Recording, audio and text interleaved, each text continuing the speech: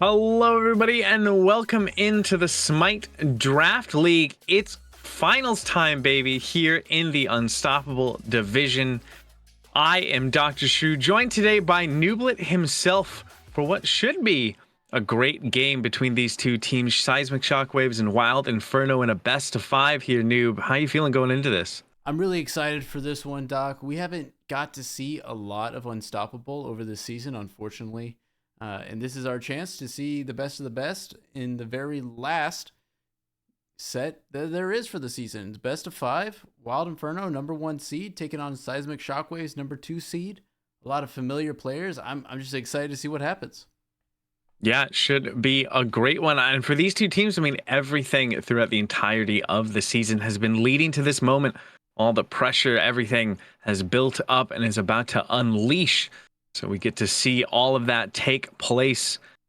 Lots of things to think about as we get ready to head into picks and bans here for game #1. I mean, there's so many strong picks right now, Noob. The Wukong, the Raijin, the Athena, the Chernobog, just so many good things out there. Do you feel like Wild Inferno have an advantage or disadvantage being in that second pick position? I personally always find the second pick as an advantage because you have the option to leave so many people open throughout the picks and bans throughout the ban phase, and you know they're going to lock one of those 2 or 3 options in, meaning the remainder go to your team. And of course, whatever they lock in first is probably something very meta and strong, but that leaves you open to completely counter them right off the bat. So I always think second slot is the way to go. Yeah, I think I have to agree with you there. It always feels very good to be able to answer back with those 2 second picks.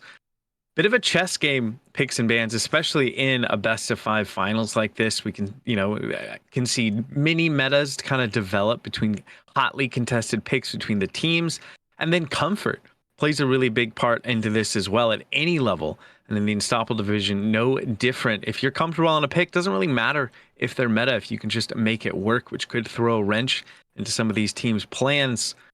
Bans so far, though, pretty standard across the board. It's the Thor and the Freya taken away by the Shockwaves, while Wild Inferno going to take away that Ganesh and the Chernobog. Yeah, this has sort of been just a staple for this meta. It's an odd meta, not one we usually find ourselves in, where supports are highly prioritized. Athena, Ganesh, and Charon have been the top supports. Very few have been selected other than them. And then global presence is really valued right now. Chernobog is just very good, but the global rotation is so good, and Giannis as well. And of course, the semis from Thor. So I expect to see a lot of global presence taken off the map as well as selected. And then, of course, last man standing, I'd imagine, would be a Pele, who's just overall way too strong right now. I don't know how I forgot about the Pele. She's just in such a good spot, will immediately blow anybody up in the backline. But Wild Inferno, they will take it away, taking away their namesake god, wanting the Seismic Shockwaves to have access to that. And now with so many things left on the board, notably that Raijin, the Wukong are the things that come to mind for me. They're going to say none of that. They're going to lock in this Yorm first overall, you imagine, for the solo lane. How do you feel about this first pick? Yeah, Doc, so I think this is sort of an unstoppable type thing.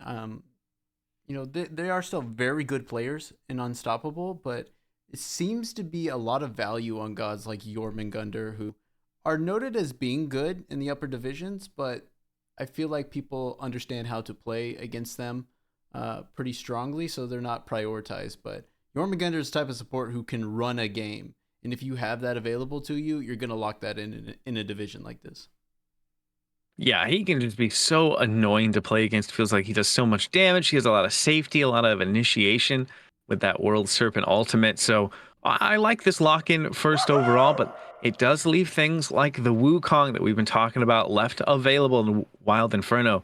Gonna snap that one up for themselves quickly. Give that one over to A1 so they have a strong front line available for them, and the Baba Yaga to pair it up with it. That's a pretty good answer back to the Yorm. Yeah, the Baba pick is pretty scary. Wukong, of course, as well, can handle a Jormungandr pretty well. But Baba is a staple. Anybody who knows Slim the Rebel, who is a fantastic mid laner, knows he loves Baba Yaga. And when you give a good player, someone who is just a god that is just nothing but comfort, where he could probably play this with his eyes closed, you're just asking for trouble. Yeah, great lock in. I hope he doesn't play with his eyes closed, though. It'd kind of be hard to hit the Bobbas bruise with that. You never know. Slim the Rebel could do it. I would love to see True, it. true. I am not Slim. I could not. I'd be throwing it into the wrong lane if my eyes were closed. On the other side of that mid lane, though, it's gonna be the Raijin, who after the buffs he got recently has just been so prevalent in that mid lane. Just, I mean, he brings so much here. I absolutely adore this lock in, especially when you add in the Charon as well. This Seismic Shockwaves draft getting pretty scary. Yeah, Raijin's a good pick. I mean, he has everything you want right now with how he is in the meta. He's so good. The damage is just ridiculous. You could build full tank with him and still just be slamming. However, Raijin is very vulnerable to certain gods. Anybody who can interrupt his dash, anybody who has a big ult like a Susano or like a Cuckoo, someone like that, where you don't want to be stationary. When Raijin's up in that ult, he's very immobile. And so he's a very big target. So I expect Wild Inferno to answer back with someone who can interrupt, stun, turn his attention, and hit him for a lot of damage when he's not moving. Yeah, and I mean, when you have a support like the Charon as well, not a god that has the most, traditional peel in the kit. That's not really what Charon brings, in my opinion. So it might, leaves a backliner like this Raijin a little bit more vulnerable. But you mentioned the global presence, and that's exactly what Apollo brings, and it's exactly what Wild Inferno lock in for themselves. Yeah, it's just the global presence. It's too good right now, and Apollo is strong. He did get a little bit of love in his kit, but you can just be everywhere and answer the fight, especially with Chernobog off the map. We can have ItzCharlo here. He can be at the fight whenever you need him to, or he can split push, and so it's always in the back of your mind while you're having a fight, where's Apollo? What is he doing? And do we have to go deal with that? And then once you back, he's in the fight and you're not. It's just a good pick. Yeah, always so annoying to try and deal with the gods like Apollo who can just split push to their heart's content, or who can leave the 1v1 in duo to just give numbers advantage to a fight in the earlier game. So much potential in this ADC lock-in for ItzCharlo. So we hop into the second phase of bans. Junglers on the minds of both teams here. Kali and Ratatosker taken off the board by Wild Inferno and Seismic Shockwaves, respectively. I feel like we kind of forgot to talk about the Kali, who's been so prevalent as well. Even with Pele's rise, she's just in such a good spot. The same can be said about Ratatosker and the Hebo. I mean, both teams are not letting any of these priority junglers come through. We're going to have to dig a lot deeper in the pool. I feel like Callie's in this weird place where everyone knows she's good, but unless she is thoroughly in your god pool, you just don't reach out for it. So she always kind of like falls to the leeway, but then you don't know if she's in someone's god pool, so you just ban her. You definitely don't want her to be locked in, like, oh, this guy plays Callie. That's always a mistake, so it's better just to get it away. You don't really have a lot of good people that can deal with it. No, like, ticking damage to follow through with it after her ult's done, or like a Kumba ult to get her away, but Seismic Shockwaves did ban the Susano and Rat, which I really, really like. We talked about how Susano can blow up a Raijin, and then Rat, global presence, semi-global, so strong right now, and can definitely do work on a Raijin, just hunt them down. So I think those were really good choices to ban away. Yeah, great bans coming out overall. I'm interested to see where Wild Inferno are going to take their jungle pick now. There's so much that's been taken off the board. I mean, it looks like we have 6 jungle bans in this game taken away, so going to be interesting to see, but they're going to wait even longer. They're going to lock in the Geb instead, solidifying their front line with the big rock. And this honestly might just be a jab at the Seismic Shockwaves taking their mascot, but regardless, Geb, super strong. The Cataclysm ult is going to turn a fight if used well, and then of course the shield that acts as CC immunity, it cleanses people, is going to be so good. Not a lot right now that you're going to need that for. Maybe a Karen ult or a Raijin stun or a Raijin taunt. But regardless, you can never go wrong locking in a Geb. Yeah, he's been around Smite forever, and everybody knows what he brings. It's always going to be a good thing to have for your team. While Karen doesn't have that traditional peel, I feel like Geb has it in spades. Shockwaves going to answer back with a Hachiman for their ADC position. Very safe god, and one that I feel like could definitely work well for them. Hachiman has fallen out of meta a little bit, but never really dies. Just CC immunity, good escape, good engage, strong autos, a lot of MP5. It's just a comfortable pick for most people. I like that. I'm interested to see what they'll go jungle here. You can go a lot of junglers into this comp. There's nothing that really stands out like, hey, you should go into Willix here or things like that. Really, they can just go someone bursty. Ao Kuang's still on the field. You can still run that, but of course you already have a lot of magical going on. Interested to see what they go. What do you think they will go? I hope it's something that SimonSaysSmite is comfortable on. I feel like you said, there's nothing that kind of screams, we need this right now. And Arachne would be fun.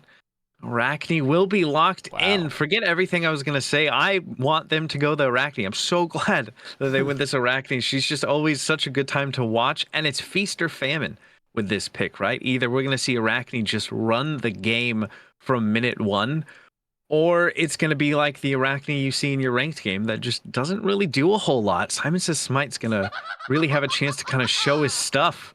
And with the Loki on the other side, this is just the, I don't even know what to call this. I love it. This is interesting. These are two of my least favorite gods in the world. But they are good picks. Just because I don't play them doesn't mean they're not good. They're very glass cannon, like you're saying, feast or famine. I have the ability to run a game, have the ability to do absolutely nothing. All depends on how people play. Loki into this comp, I don't love it so much. Arachne into this comp, I do like it. You can chase down a lot. I mean, Apollo's going to be difficult if he's got his mez up. But they're just so strong. They're both very bursty. They're both, we don't need to be in the fight, but then we come in late to an already going fight and change it. So it's going to depend on how these junglers play them. Could be the catalyst to win these games for sure. Yeah, going to be a lot of focus on these junglers, as there always is in games like this. Jungler just able to bring so much to a game and really impact a lot of different lanes just by how the role works out. I am looking forward to see how this one ends up playing out, and I feel like the only way to do that is to hop into game one here and jump onto the battleground of the gods, excuse me.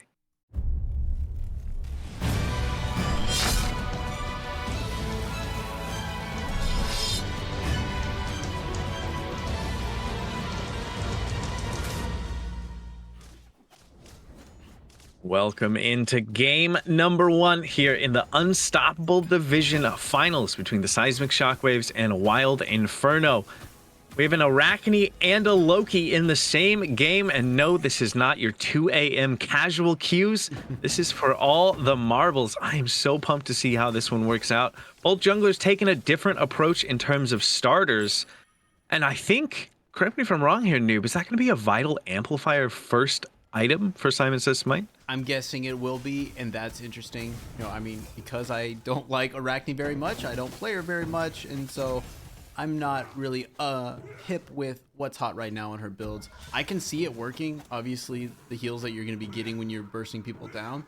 I think there are better options, but I don't know how SimonSaysSmite plans on playing this. He might just be going for mid to late game, and so this build might be very beneficial to him. He's taking a little poke in mid, though, here. Does take a little bit of damage. The Baba's Brew damage is decent even in the early game before Baba Yaga has a chance to scale. I am looking forward to this mid matchup as well. Very different play styles between these two, but stooompzz, it's pretty low on that Geb there already. Charon and Hachiman seem to just have a lot of pressure right now over in left lane. Yeah, I mean, stooompzz a fantastic support. They know what they're doing. It could just be a bait. I would have really liked to see Arachne come over early on this. Arachne level 2 is so strong. Even Arachne level 1 so strong. Typically, you'll see people sort of get the camps with the spiders and do a cringe gank in duo early on. I would have liked to see a rotation as gold buff came up. But I think it is clear that SimonSaysSmite wants to play this a little later, and solo laners are going to get into it a little bit. Yeah, I'm a bit surprised to see the Wukong getting an advantage, but over here in the left lane is trouble for the Hachiman. Shadow on the run and will be able to make it out with a sliver of HP, but here's that rotation from SimonSaysSmite that you talked about. Does step over a ward, so it is spotted out by Wild Inferno, and they'll back up safely underneath their tower. But that was shell expended and still almost a kill going the way of Wild Inferno. Worth the shell. Here on the big stage in the finals, you're taking on the #1 seed. The last thing you want to do is be first blood and start it off on a bad foot. So use the shell. They got out for free. It would have been nice if a jungler was there. I could have turned that fight. That's kind of why we rotate at the shield buff. But heads up play to drop 2 early wards for Wild Inferno. They have both sides of that Gold Fury almost expecting that early rotation, and everyone's alive. I'm curious that, you know, when we get to the finals, Doc, it's either an all-out brawl right away because people want to make a statement, or it starts off very slow because no one wants to be the first one to make a mistake. Yeah, that is a very good point. Both of these teams seem to just want to go with the latter of those two statements. Play it safe and trust in your ability to make it into late game, which begs the question, if we get to that true late game kind of point in here, do you feel like either team has a like big advantage in that late game spot? Do that either team have kind of better scaling overall? I think the advantage goes to the Shockwaves if played correctly. If Yorm, he's going to build into the Chronos here probably and then build into defense. But once Arachne's fully online and can burst down anybody the same way Loki can, the thing is, Arachne can engage and then get out of jail free card completely out. Instantly pop up to the CC immunity, get out, gonna be free. And then Raijin late game damage, I think is so much better than Baba Yaga, especially because Baba Yaga dash is so easy to interrupt and that Simon can chase her down and Yorman can chase down. I think if early game, mid game goes well for Wild Inferno, it's gonna be probably a smooth ride, but if this goes 30-40 minutes, I can't see a world where Shockwaves doesn't decimate with his comp. Bit of a timer maybe then for Wild Inferno to make sure they don't fall too far behind. Mounted archery will get the first blood, and Shadow picks that up over there in the left lane, styling on ItzCharlo over there to kick things off 4 minutes in. But he might need to be a little bit careful because there's a rotation in now from the TheCrimsonAspect. The ultimate is good to get the stun, lots of damage, but is it going to be enough? One more auto might do the trick. And there it is, the immediate answer back, 1-1 here, 4.5 minutes into the game. Great plays all around. A lot of people will be scared as we keep our eye on this solo lane Crusader getting the worst of it. But a lot of people will be scared to just tap that Hachi ult and just damage check real quick. You know, you never know. Is that going to be enough to kill as he goes under tower? Crusader gets stunned out, and he actually will fall to A1. That kind of came out of nowhere. I thought Crusader was safe under tower, but the solo to A1, very well played. And my other point, Doc, was that Loki, TheCrimsonAspect, played that really well. It's so hard to fight the urge in your brain to walk into lane and immediately ult that Hachi. But he waited, he poked, Hachi dashed, and then he caught him with the ult. And there's nothing Hachi can do at that point. So had he ulted first, Hachi gets away. But he was reserved, he was patient, he played his kit correctly. Very well done by all three of these kills so far. Yeah, that solo kill in the solo lane is still kind of catching me off guard. I feel like, yes, Sun Wukong is a lane bully, so very safe in his own right, but Yorm is just so hard to deal with. Going to be interesting to see what that happens over there on the right lane. Looks like there's a rotation in from SimonSaysSmite. A lot of ults getting used right now, but A1 able to make it out safely. The clone will not be able to make it out, but that is the job of said clone. I mean, is this just A1 playing this Wukong to that high of a level that he's able to kind of bully out a Jormungandr right now?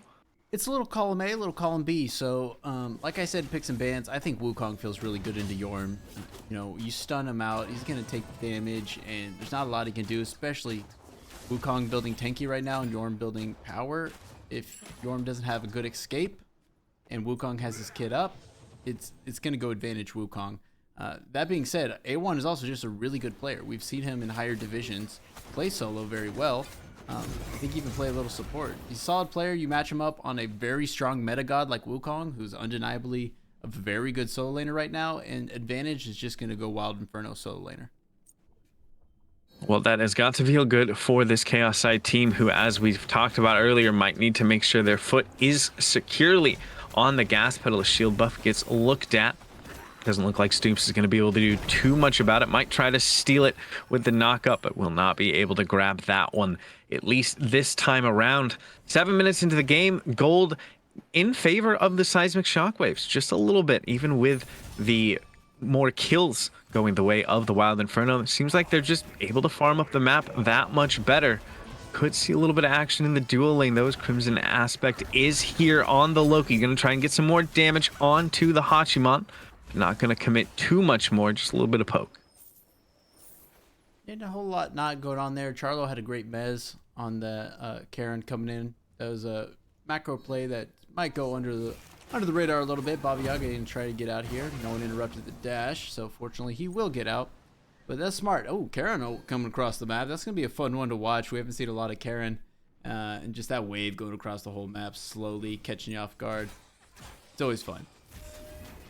Yeah, I mean, it's global presence. We talked about that a lot on the desk. It's not the same as something like an Apollo, something like an Athena, but it is global presence. Beads coming out for Shadow here, realizing could be in a lot of trouble, but has the dash. Is it going to be enough, though? Mounted archery will seal the deal. Has to use both measures of safety, though, so we might see another rotation over towards that left lane relatively soon. I would love that. You know, you get beads and you get ult. There's the interrupt on the dash. Slim very low. He's got to pop ult. He'll be out for free. Might have been out either way, but just to be safe.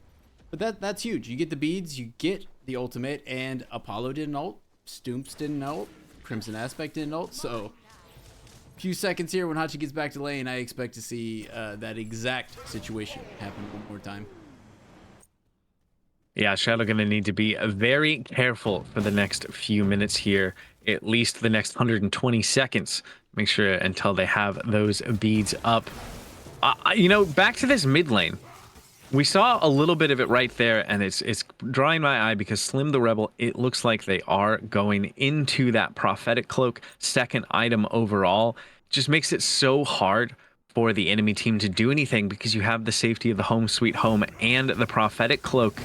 I mean, does a god like Arachne have the damage to get through all of that tankiness? Or are we going to need to wait a couple items? How do you expect that to play out? Arachne does. She can chew through. But, you know, that's just a staple build as expect Crusader here to ult out in just a second. These two people are here. Yep. Get up into the World Serpent and get out of dodge. But you just tend to go those ways. Warlock Staff, Prophetic with Baba Yaga just because of the stacking passive. So why not? You're going to get a lot of percentage damage and power and pen. So go ahead and use that. And survivability, if you're alive, you're still putting out damage. You know, so why not have some survivability? Because if you look at the opposite end of the spectrum, whether it takes Arachne a little while to chew through that, if you don't have that as Baba Yaga and Arachne full dives you, you're not getting away. Maybe you get up into home sweet home and live for a couple more seconds, but she's going to immediately stun you, and you're probably going to instinctively try and dash and get stunned out of it. It goes on cooldown, and then she'll just melt you in 3 to 5 seconds. So better to go a little defense here, survive, and do Slim the Rebel things. Yeah, 100% love that Baba Yaga build. Another rotation from TheCrimsonAspect, really prioritizing both of the side lanes, not getting quite as active in the mid lane, letting Slim the Rebel just, as you said, do their own thing the whole time. Gold going the way of the Seismic Shockwave, still around 1,600 or so in their favor. Beacon due to spawn in the next minute or so. Is there a team you feel like is going to have the advantage going into this Beacon fight, should one happen? That's tough to say. We've seen so many strategies around the Beacon over this season. Some teams highly value it, and you'll see the Soul Lane or TP over there just to get it. Some just give it up and don't worry about it. Although TheCrimsonAspect has to ult out, but the wave's following. Does manage to get underneath the tower, but that's a big ultimate down there for Wild Inferno. A lot of their initiation going to be off of that assassinate.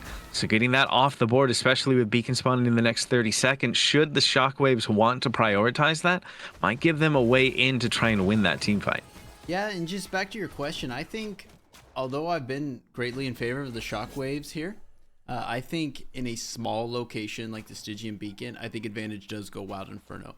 Because you have Loki creeping around, he can be in the jungle and come in at any time. You have a big Cataclysm, you have Slim the Rebels, Home Sweet Home taking up all of that space. And Charlo can push left lane and then come in whenever he wants. So I think in this cramped area, as long as you're containing Raijin, advantage should go Wild Inferno, and let's see it. Let's see it indeed. Keep your eyes on where Charlo is on this Apollo. Is up in the sky right now, making their way towards this fight. On the beacon itself, it's Crusader trying to buy as much space as possible. Here comes the Raijin ult to try and get them off of this beacon, and it seems to have worked. Charlo not comfortable enough to come fully in yet. TheCrimsonAspect, excuse me, is looking for it. Crusader going to go up into the World Serpent, but the beacon just goes the way of the Seismic Shockwaves. There was a little bit of kind of poke going back and forth there, but no real committal, and beacon just goes the way of the Shockwaves, at least as Charlo does manage to trade out that tier 1 and left for it. And yeah, that was just a group decision there. I think they had the ability there to push them out, push the Shockwaves out of Stygian Beacon, but A1 got way too overpoked immediately starting on the fight. Raijin ult was hitting 3 members instead of forcing the ult, backing off and re-engaging. And then, of course, Charlo made his decision, I want to push the lane, I'm not coming to that fight. So they were outnumbered. It wasn't a 5v5, so Shockwaves are going to take that. Yeah, Charlo went up into the sky, got up with the chariot, and then just didn't come to the fight. Must have been, as you said, the comms just saying, nah, let's give that to them. Not going to fight too hard for it. So the Shockwaves will pick that one up, but it's not game breaking in terms of lead, in terms of gold. Is still under 2k between these two teams. 13 minutes in, a fairly close match between the two of them. Next big objective could be this Pyromancer, could be this Gold Fury. Who do you think has the advantage around these neutrals? I'm gonna say Shockwaves based off of what happened at the Stygian Beacon. They do have a lot of good burn with Raijin and Arachne, and if Shadow comes over, and the fact that it's 1v1, and Beads and Aegis pulled out, Shadow might drop here actually. A lot of trouble for the Hachiman. Has to use the mounted archery as well, but look at this. ItzCharlo can just chase him down. Gonna try and land just a couple more autos. Will seal the deal, and ItzCharlo will get the solo kill onto their lane opponent. That is every measure of safety used for Shadow, and still it wasn't enough. Yeah, that's unfortunate thing about playing against an Apollo or a Chernobog is you can take the 1v1, and if you start to lose that 1v1, you got to use your leap or your dash or whatever you have to get away, and then he just chases you down and you got nothing left. Advantage, the global presence. Real heads up play from Charlo. Honestly though, that boxing, as soon as he landed, looked like it might go the other way if it was given a couple more autos. So a great solo kill. Pyromancer looks like it fell in the meantime. Yeah, looks like it did. Runic Bomb going the way of the Seismic Shockwave, so they lose out on their ADC, but pick up a neutral objective. Trades still here. Stoomps might be in a little bit of trouble. Cataclysm is used just to buy some space, and they are still on the run, still taking a lot of damage from SimonSaysSmite, but this Arachne takes a lot in trade immediately, has to turn around. It looks like ItzCharlo is just starting to shred right now in this Apollo. Yeah, there seems to be a snowball effect coming, and Crimson is here to catch Nexus. He used his whole kit earlier and is just getting 2v1'd out of nowhere. He just wanted the shield buff, pays for it. Unfortunate there for Shadow. Wrong place, wrong time, no safety left, and that's going to open the door for this Fury to be pulled by Wild Inferno. But Seismic Shockwaves, they do have one here. King of Darkness is aware that it's happening. He's going to look to steal it with the ult, or at least push them off of it, buy some time, and be annoying like every support tries to be. The Gold Fury will go the way of the Wild Inferno, but can they make it out safely? There are members of the Shockwaves nearby, but it doesn't look like they're going to be able to chase anybody out too hard. A1 is the one in the most trouble, but it's a Sun Wukong, so are you really ever in any trouble whatsoever? Wild Inferno pick up that objective and walk away cleanly. This is what I wanted to see from Wild Inferno. Get a pick on the carry, push an objective. They're not going to have their carry there. Win it. Maybe win the fight after because they're still pushing the issue. Just don't go too deep like A1 almost is right now. Has the somersault cloud, will be able to live, but needs to use that to get out of there. I love what we just saw from SimonSaysSmite. Those green buff walls so thick, can't even walk over the top of them. Got kind of trapped in the pit. Luckily was able to make it out. But that was a little too close for comfort maybe for A1. But again, Sun Wukong, I mean, it's just so hard to put that monkey down. Yeah, what I would like to see from Wild Inferno right now, they, gold state, dead even. XP is kind of back and forth depending on who you're looking at. Kills definitely in favor of Wild Inferno, so they're winning fights, as you expect from the 1 seed. But they seem to still be focusing their attention on shadowknexsestus here, and he's already down in lane. He's fallen behind, he lost his tower, he's kind of stuck to lane, he's got a farm. I want to see them divert their attention a little bit. Raijin is taking the lead over Slim the Rebel, and Slim the Rebel has always been a focal point of any team he's on and can win you the game, so maybe help him out a little bit. Jin Beacon back up though. Slim the Rebel had to back away from the poke damage, but so does A1, who's in a lot of trouble here on this Wukong. Might have caster cursed him earlier with how safe the pick is and will end up falling. Beacon goes the way of Wild Inferno, though, so they trade out their solo laner for said Beacon. The Shockwaves wanting to push this a little bit further here in the mid lane. Pyromancer is due to respawn relatively soon, and it looks like that might be what the Seismic Shockwaves go to look towards, but TheCrimsonAspect is nearby.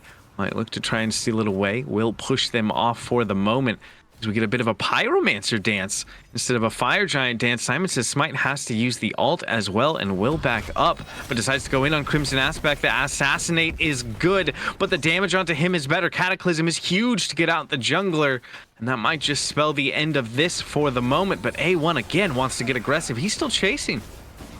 Yeah, he went in deep as he does, but he got some relics out of that, and now his team is on the Pyromancer.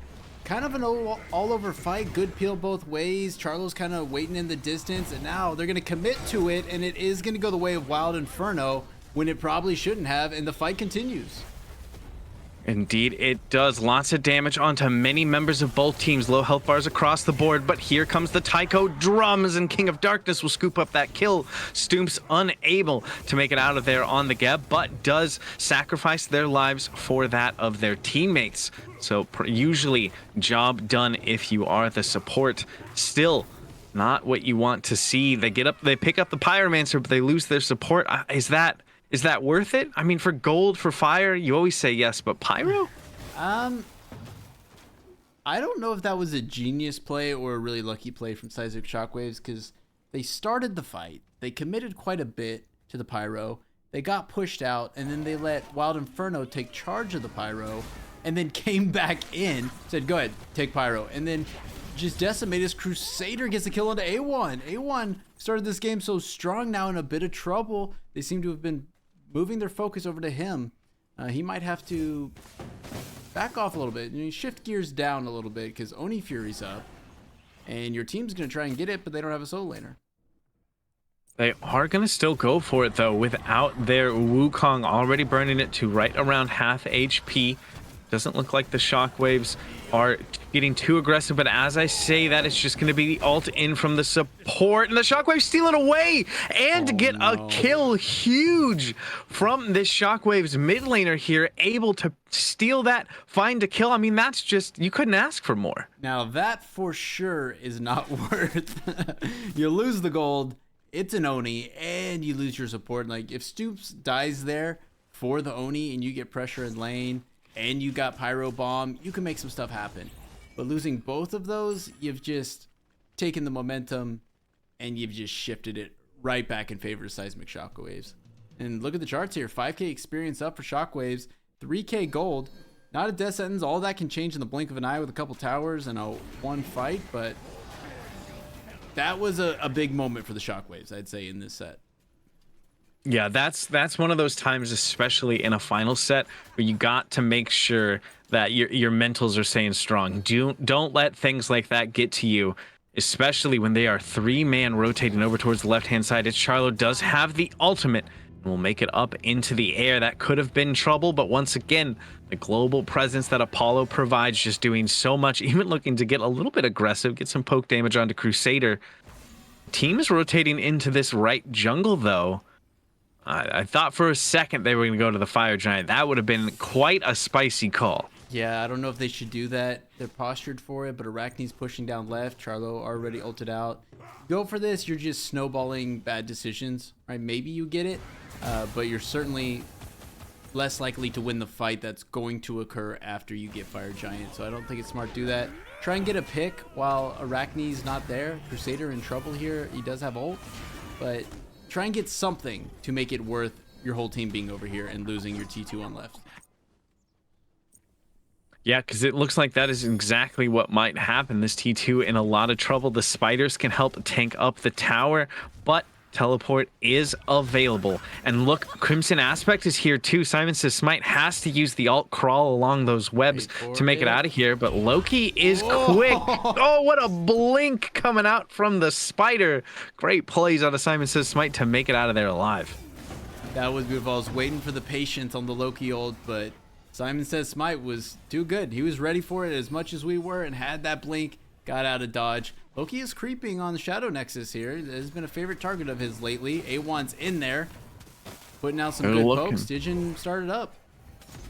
They're looking for something around the side here, but the beacon's going the way of one. But Shadow in trouble. Actually gets body blocked by the Taiko drums. Does manage to live with a sliver of HP. Now A1 needs to be careful on the Wukong. Looks like beacon not yet captured by either side. The focus was on that fight around the green buff, but now Wild Inferno seem to have the advantage around that beacon pit and will pick up the beacon for themselves. That is going to unleash the Titans over in the solo lane this time. So those Titans going to be marching down, going to be looking to try and get some pressure with it. Pyromancer getting looked at by both teams as Crusader is the one that goes in deep, has the World Serpent ult as the home sweet home damage burns through as well. Stoomps needs to be careful again on the Geb. A sliver of HP remaining, but is safe enough to make it out. And it's actually Slim the Rebel who gets the first kill, but Crusader answers back with one in return. Down lands ItzCharlo looking to continue the damage here, and it's actually a dash in aggressively from the Raijin. ItzCharlo has to burn the Aegis just to stay alive. Slim the Rebel between four, but doesn't seem to care. Uses the Aegis of their own and will be able to make it out safely. Pyromancer, though, now should be a little bit freer for the Seismic Shockwaves. It's really just A1 here to try and disrupt them. It seems like presence of this Sun Wukong alone is enough to make sure that Pyromancer doesn't go either direction so far. Man, this Pyromancer is responsible for so many fights. Everybody wants it. It's a priority. Gold is up on the other side. Someone could sneak over there. But it does facilitate the rest of the game very well. When you get that Team XP, Team Gold, when you get the bomb, you want to use it. And it makes it much easier to siege. And right now, with everything so even as ults come out, someone needs an advantage just like that. Pyromancer, the way of Shockwaves now, very easily. They just walk in and pick that one up. A Wild Inferno not going to want to let them get out for free. A1 leading the charge. All the while, the Titans are duking it out in the solo lane. It seems like that is what is on the minds of the teams as well. ItzCharlo going to walk over there first to try and give their Titan the advantage. I mean, if Wild Inferno are able to delete the Titan here quickly, they could look to try and push down this solo lane. They don't have Fire Giant or anything like that, but the Titan commands a lot of presence, and we'll start marching towards the T1 for the moment.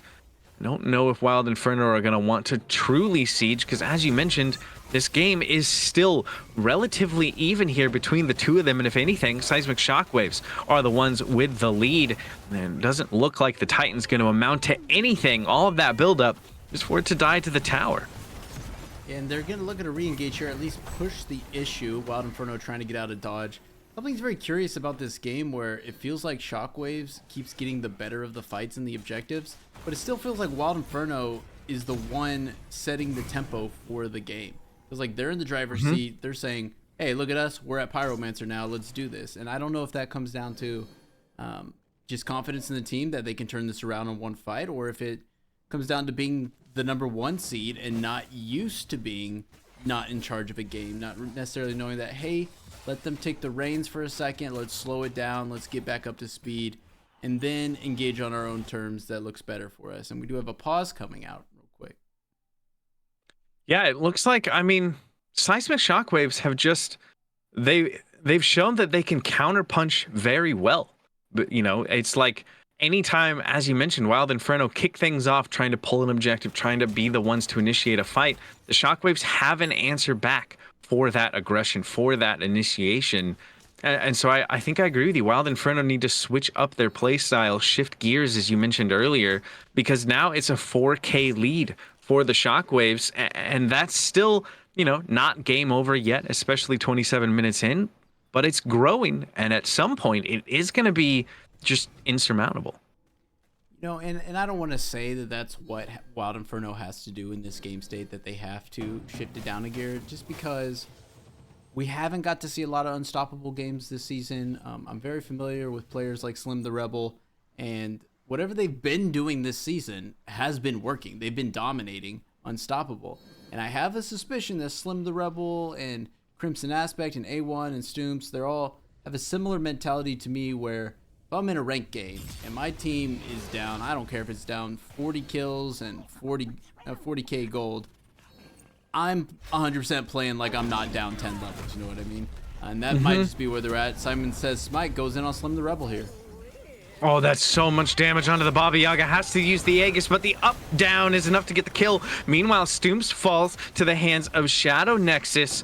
It doesn't look like SimonSaysSmite will pay for it. ItzCharlo doing that Apollo thing and split pushing, walking in towards the Phoenix now, where the rest of the teams fight around this jungle by the Fire Giant side. SimonSaysSmite is here on the defense, and we'll look to try and shut down ItzCharlo. Good mez, but the stun is better. The Arachne damage is just too good, and ItzCharlo will end up falling. Can't quite find the Phoenix, and that has opened the door. The Shockwaves now looking at this Fire Giant. Not going to be enhanced quite yet, but it looks like they will be able to pick that one up. I thought maybe for a moment A1 might be able to steal it away with a cheeky cudgel. Won't be the case, and now advantage even more so going the way of the Shockwaves.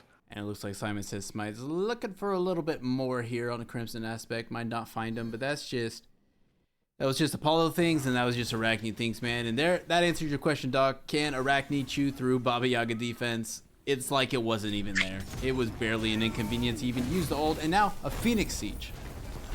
Yeah, they're going for it immediately here, not wasting any time. The bird already with a sliver of HP and does end up falling. The assassinate, though, is good to answer back, and TheCrimsonAspect will get one, but then immediately falls in trade to shadowknexsestus. So a bird and the jungler. Good start here for the Shockwaves, even if they have to trade out the life of their mid laner. There's still an annoying little T2 tower over here, so they can't quite step up to the bird just yet, but their siege offense looking really hard to deal with. And I'm not sure how you do deal with that without getting a pick beforehand. A great play by TheCrimsonAspect again. Very familiar with this Loki. This seemed waited for the Raijin dash, ulted on top of him, and didn't matter what he used there, he's just dead. And then finally paying with his life. Now finally dying. Was 3-0-1, now 3-1-1. Playing it very respectably, of course. Mid lane broke wide open. And that's just going to send this game into a spiral if no one stops it. You, of course, can defend gold and pyro with mid-wave being the one that's pushing.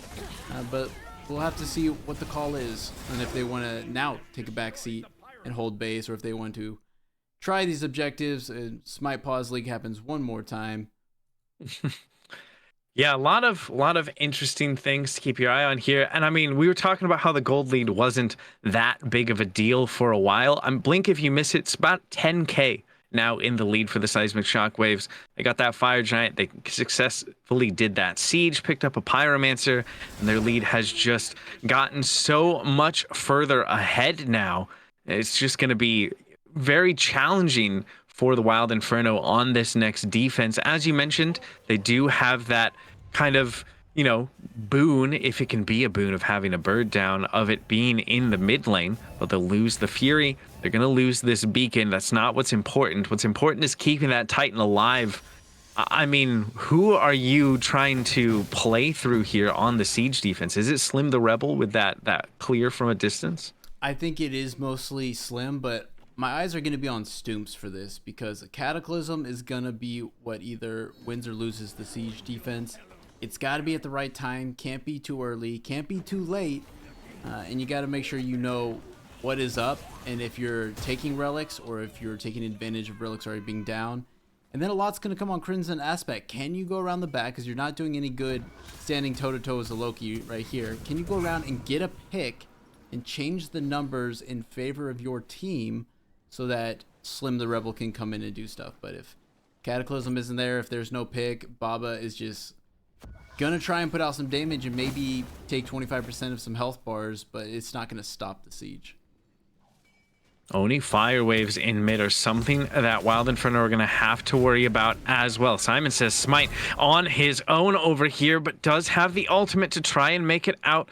Does look like they'll be able to make it out for free, but it's just buying space on the left-hand side. The left Phoenix is gone, and now the Seismic Shockwaves charge into the throne room for a moment, thinking about maybe trying something, but will instead just decide to back up. Again, job done. They broke the base that much further, and now can just calmly walk through the mid lane over to the right-hand side. Another pesky tier 2 tower to deal with, but not going to imagine that one's going to last for long. Here comes Crimson Agent, going to look to try and burst someone down, but gets caught out. Has to assassinate over the wall just to be safe, and that's another big cooldown used. ItzCharlo up in the sky. Are they going to defend this tier 2 here? They are trying to get aggressive. That is the tankiest member on the team of the Shockwaves, just brushing that damage off. The Serpent getting used here on the escape as well. Look at Wild Inferno. They are trying to chase this one out. Can they find anything? Simon is around the back. Needs to be careful if you're ItzCharlo, but Crimson Aspect will get one before immediately falling in trade. Able to dash away for the Raijin, and Simon wasn't able to find anything in the backline. Had to get out. And so a very aggressive defense kind of ends up working out there for Wild Inferno. They'll even find even more. The Bluestone tick just too strong, and now A1's in a weird spot, and the damage carries for Wild Inferno are back at base, so hopefully he can get out here. Gonna use Ox form. Might get caught by Simon here, who drops down. A nice beads, immune the slow. Too much damage. Simon takes another one. So a lot happened right there, and a lot of good stuff, and a lot to probably be worked on. And it all started with Arachne forcing the issue elsewhere from the left Phoenix.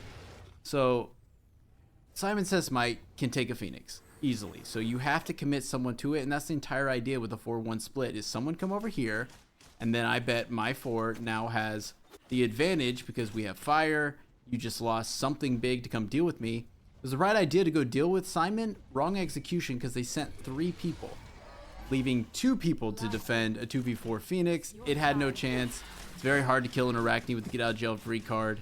And then I love that they chased them down out of their base afterwards, and it worked out pretty well. And now Pyromancer the way of Shockwaves, we're able to get that one. Maybe stop the counter siege and go get some objectives before it got to that point. But I like the aggression and the no fear coming out of them. And now an EFG started up.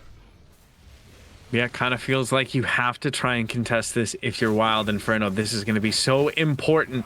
If the Shockwaves get this, it's going to be that much easier for them to walk into the throne room. Fire Giant already down below half HP. Up in the sky is ItzCharlo as the Raijin dashes away. Lots of ults getting used here. Who's going to be the one to secure it? Wild Inferno steal it away. They pick up the EFG. Now, can they make it out alive is going to be the question. It is low health bar in the mid lane for so many different members. Slim the Rebel and Crimson Aspect on the run, but here comes the World Serpent. Just one tick of this damage might be enough. Crimson Aspect is not able to make it out of there. Can't dodge out the big worm, or cat in this case, so will end up falling, but that is huge for Wild Inferno's defense. Yeah, that's massive. Now it comes down to what are you going to do with this EFG? You should get all your Phoenixes back up, and there's not a lot. Okay, they get a Primal Fury, but get the game state back to normal, get your Titan healthy, get lanes pushed out, and pick a better fight. I love that steal, and I was waiting for it because, you know, you play Raijin in ranked and you don't secure an objective, your teammates are going to flame you, but it's kind of hard to secure an objective with a Raijin ult just because of the space in between when you can use those abilities. You know, it's not a cuckoo ult that comes out and does all the damage as one. It's spaced out. You got to time it right. You don't want to take almost all of the Fire Giant health and then in between your next one someone steals it. So you could see that liore was really trying to time it to just get it with one, but a great steal, and I really hope Wild Inferno uses this well. And you can see every member running it down the left side, and CrimsonAspect's going to be a little bit behind. Yeah, thank you. I'm probably gonna clip this, send it all to my friends as a mid main. It's tough, You're giving man. me an easy out there on the Raijin. Same with Giannis ults. Really hard to time, okay? Really hard. Yeah, yeah. Same with raw snipes, all that. It's very, very hard. Yeah. Maybe just for me, as the siege gets looked at over here. Now it's Wild Inferno who are the ones who are looking for this. Both junglers are on the opposite side of the map right now. Neither going to be able to impact this one, but it's going to be easier for SimonSaysSmite, who can just back and be here and will be able to do so. Now that looks like Wild Inferno, they're just going to back up for the time being. They're still maybe feeling like they're in defensive mode just a little bit, not wanting to throw it all away on that left-hand side, allowing CrimsonAspect to kind of just push down this right lane. They got to be careful they don't get caught out in this jungle right here. Shockwaves had a lot of damage. You know, I like the call not going for Phoenix. You still have 3 towers up. I use the EFG real quick, get those towers down, because all these fights have not gone Wild Inferno way. They've gone Shockwaves way. But if you get a deicide, even as Wild Inferno right now, you still have to deal with a tanky Titan with 3 towers up. I want to see him burn those down. It's going to melt very fast. You know, Shockwaves is bluffing a lot right now, saying we'll take you on, but they're not going to be able to contest that tower before it falls. I would like to see Loki group up and do it as 5-man. And now that all the towers are down, maybe that minion gets it. Now there's a big fight. There is indeed. Taiko Drums does a lot of damage. The Cataclysm comes out to slow down the aggression from the Shockwaves. And it doesn't look like they're going to want to fight this out too much further. Now Wild Inferno on the run, and the chase is on. The Shockwaves seeming like they want to take this fight. SimonSaysSmite leading the charge, but it doesn't look like they're going to be able to make it there in time. Wild Inferno will be able to get out safely and take a peek at the solo lane. That tower's still standing. Yeah, I mean, that tower is holding on for dear life. So Shockwaves look to be the aggressors there. I don't mind that, but you still have EFG, and I think what happened there is almost what you want to happen. Get all of the towers, and then sort of soft attack these Phoenixes, and wait for the response. You have a lot of escape, you have a lot of survivability. Wait for the Taiko Drums to come out, wait for Arachne to ult, wait for the World Serpent to come out, and once that's out, then re-engage hard and commit onto the Phoenix. Just bait those ults. They gave him those ults for free. No one died. Loki just wasn't in the fight. So that's what I would like to see. But of course, EFG has timed out. Oni Fury coming up soon. The new EFG coming up in 35 seconds. This one right here might be the decider. Yeah, and I mean, we're late enough in the game that everybody except for Stoompzz full build. Gold doesn't really matter anymore. It's all about play on field. As A1 has to back up to the safety of their own jungle. EFG spawning in 15 seconds. Positional advantage might be to the Shockwaves right now. What can Wild Inferno do to break into this base? Or this fire giant pit, I suppose. They're going to have to get a pick, or they're going to have to do, like what I said, you're going to have to bait something out. Okay, you're going to have to get Taiko Drums out or something that gives you the advantage, because if you are the aggressors on the EFG, you're going to have to commit a lot to confirm it, and you got to take the fight afterwards. A1 in a bit of trouble, so I don't know if they can contest this at all right now. Yeah, that's not what you want as Fire Giant spawns. Your solo laner gets brought down to a quarter HP, has to back up, will have the teleport available to get back into this fight, but the Shockwaves take that as their opening.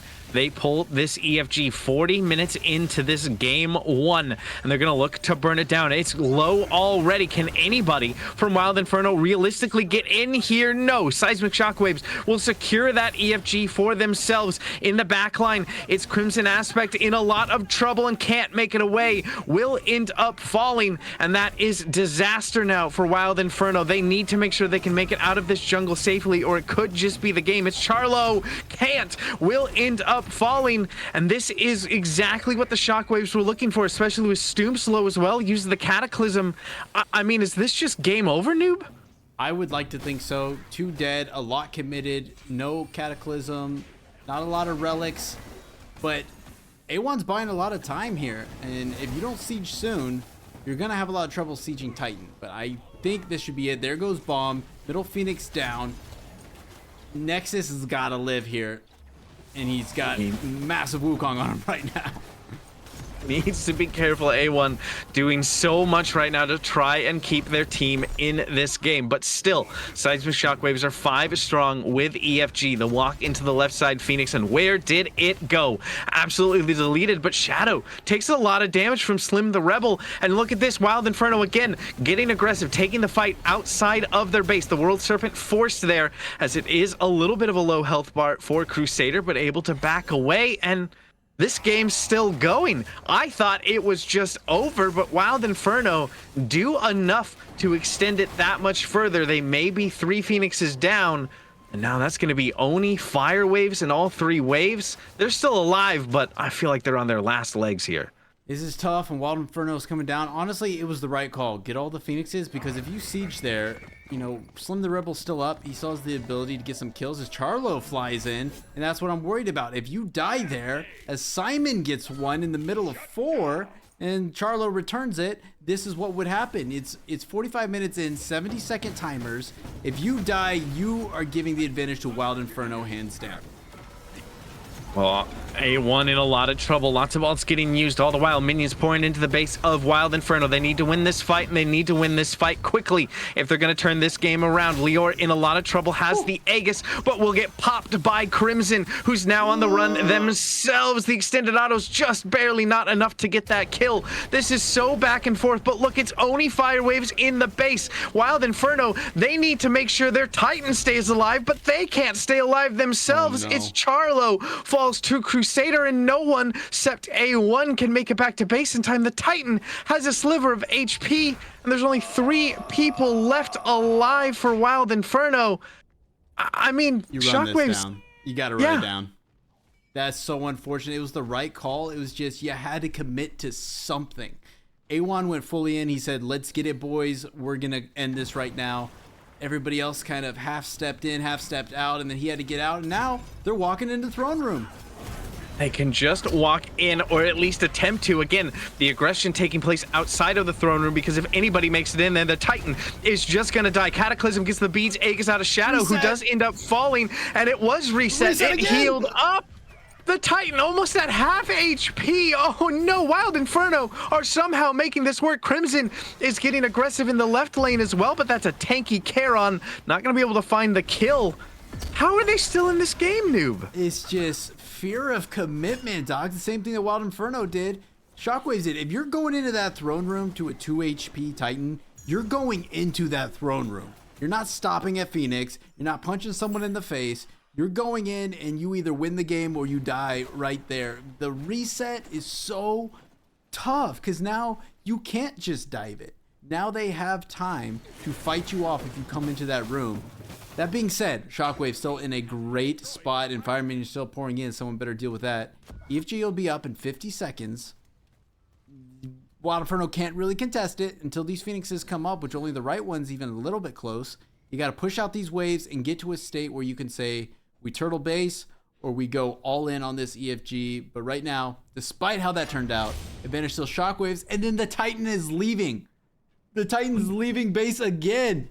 What a lucky thing for Wild Inferno to buy them some more time. Unbelievable here. I feel like Wild Inferno, you say turtle up or go all in on the aggression. Somehow I feel like they're doing both. They turtle up until the Shockwaves get there, and then they go all out. stooompzz, though, needs to be careful. Uses the Cataclysm. It takes so much damage. The Arachne of SimonSaysSmite is in trouble, though, too. Does have that get out of jail free card and will just barely be able to make it out. Both living with a sliver of HP. EFG has spawned. I got baited by the clone there for a second. I thought A1 was in there deep, but instead it's just the Shockwaves right around this EFG. No contention coming out from Wild Inferno. As you mentioned, all of their Phoenixes are back up. Once that Titan returns to the throne room, it'll start to be able to heal just barely, but TheCrimsonAspect actually pushing with the Titan with the help of just ItzCharlo. So it seems like maybe they're going for that all-out aggression that you mentioned. This is a tough spot. It looks like they swapped. They said, give them EFG, we'll push the Titan. And so Loki was pushing it just fine. That's a huge advantage to come down lane with Titan. All the Phoenixes are up and no one joined. ItzCharlo ulted over there to help. And if everybody else had been there, while they were taking EFG, you kill that Titan quickly and you get at least a Phoenix before they're done with EFG. And we've seen in previous games of the season a team be on EFG and the other team just backdoor before they realize what's going on. And that could have been a really good strategy. It's just, like you said, they're kind of doing multiple strategies at once. No one's really committing to one thing together as a team. And right now, it's a committal onto defense. Well, they've been here before, and they've made it work before. Once again, Wild Inferno on the defense, trying to keep themselves in this first game here. Stepping underneath the bird go the shockwaves, and here comes all the ultimates. Here comes all the damage. The Phoenix still alive for now, but will eventually get popped. Tycho Drums does a lot of damage, and SimonSaysSmite will be the first to get a kill here. TheCrimsonAspect trying to find something around the backside, but very low, as is ItzCharlo and stooompzz. Now, into the throne room come the first members of the shockwaves, trying to end this game once and for all. Blink in from the Loki, has the assassinate, and Shadow is just gone. The Titan half HP, but still alive. Crusaders will pick up one, but again, it's not enough. Again, Wild Inferno have defended the base, and they're looking for more, but ItzCharlo got a little too aggressive. SimonSaysSmite gets that pick there, and it's just Slim the Rebel and stooompzz left alive on this defense. We might see all three Phoenixes go down again. They might even end. Charlo had such an opportunity there. The wave is pushed up to middle Phoenix. He could have gone for that, and now they're back into the throne room. Here we go again. They're going to try and put it away, and this time they're focusing the damage on the Titan. This time, the Seismic Shockwaves will take the win here in game number 1. 48 minutes, but they got the job done.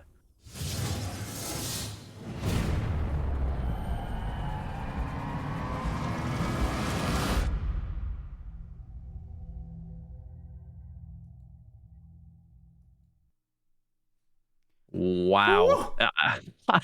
What a game. So back and forth. I thought it would have been over, I don't know, a half dozen times throughout the tide of that. Wild Inferno just don't give up. Yeah, they don't. And that's what I love about them. You're the number 1 seed. You earned your spot there, and you had to be doing great things all season in order to make that happen. And they have that mentality that they can just win the fights, and they were bringing it to them. I think there's just a few things there that are just not seen, that are missed opportunities. Of course, so easy from up here in the booth to be able to see those. But I think truly, like right there, what I was trying to say at the end was Charlo went up into the ult. People were running away. No one had backed, and there was a full wave pushed up to the Shockwave Phoenix. He could have went right up there. He could have pushed in that Phoenix, got the Phoenix before anybody backed, and completely negated that push. But those are just things you don't really see in the heat of the moment when you have a full team in your face and your base under siege. So great job to the Seismic Shockwaves there to finish that one out. That was not a tough task, or that was not tough. That was not an easy task. Yeah, I would say that was extremely tough, but they do manage to get the job done there. We said at the beginning, feast or famine for the Arachne. I'd say 7, 2, and 4, 33,000 damage. I'd say that was a feast. Looking just so good on that pick, making it work the whole way through. Everybody on this Seismic Shockwave squad was just playing very well. Even Shadow, who just was kind of the focus of aggression for their squad in the early game, still managed to turn around 31k damage. I mean, they were just doing everything they could and kind of had the advantage from, I'd say, minute 15 onward, and used it very well to crack that tough defense of the Wild Inferno squad. Yeah, it's tough to kind of analyze this one because both teams did so well respectively. That game was strikingly close for the vast majority of it. Even at the end there, even when it looked like this is it, they're going to walk in, hit it with one ability, you get the resets, Wild Inferno pushes them out. They did such a good job back and forth, and I think we're in for one hell of a best of 5 set. I am too. I feel like I'm so excited to see what picks and bans are going to look like for game 2, what these teams are going to mix up, where these games are going to go, and we'll find out in just a few moments here on the SDL.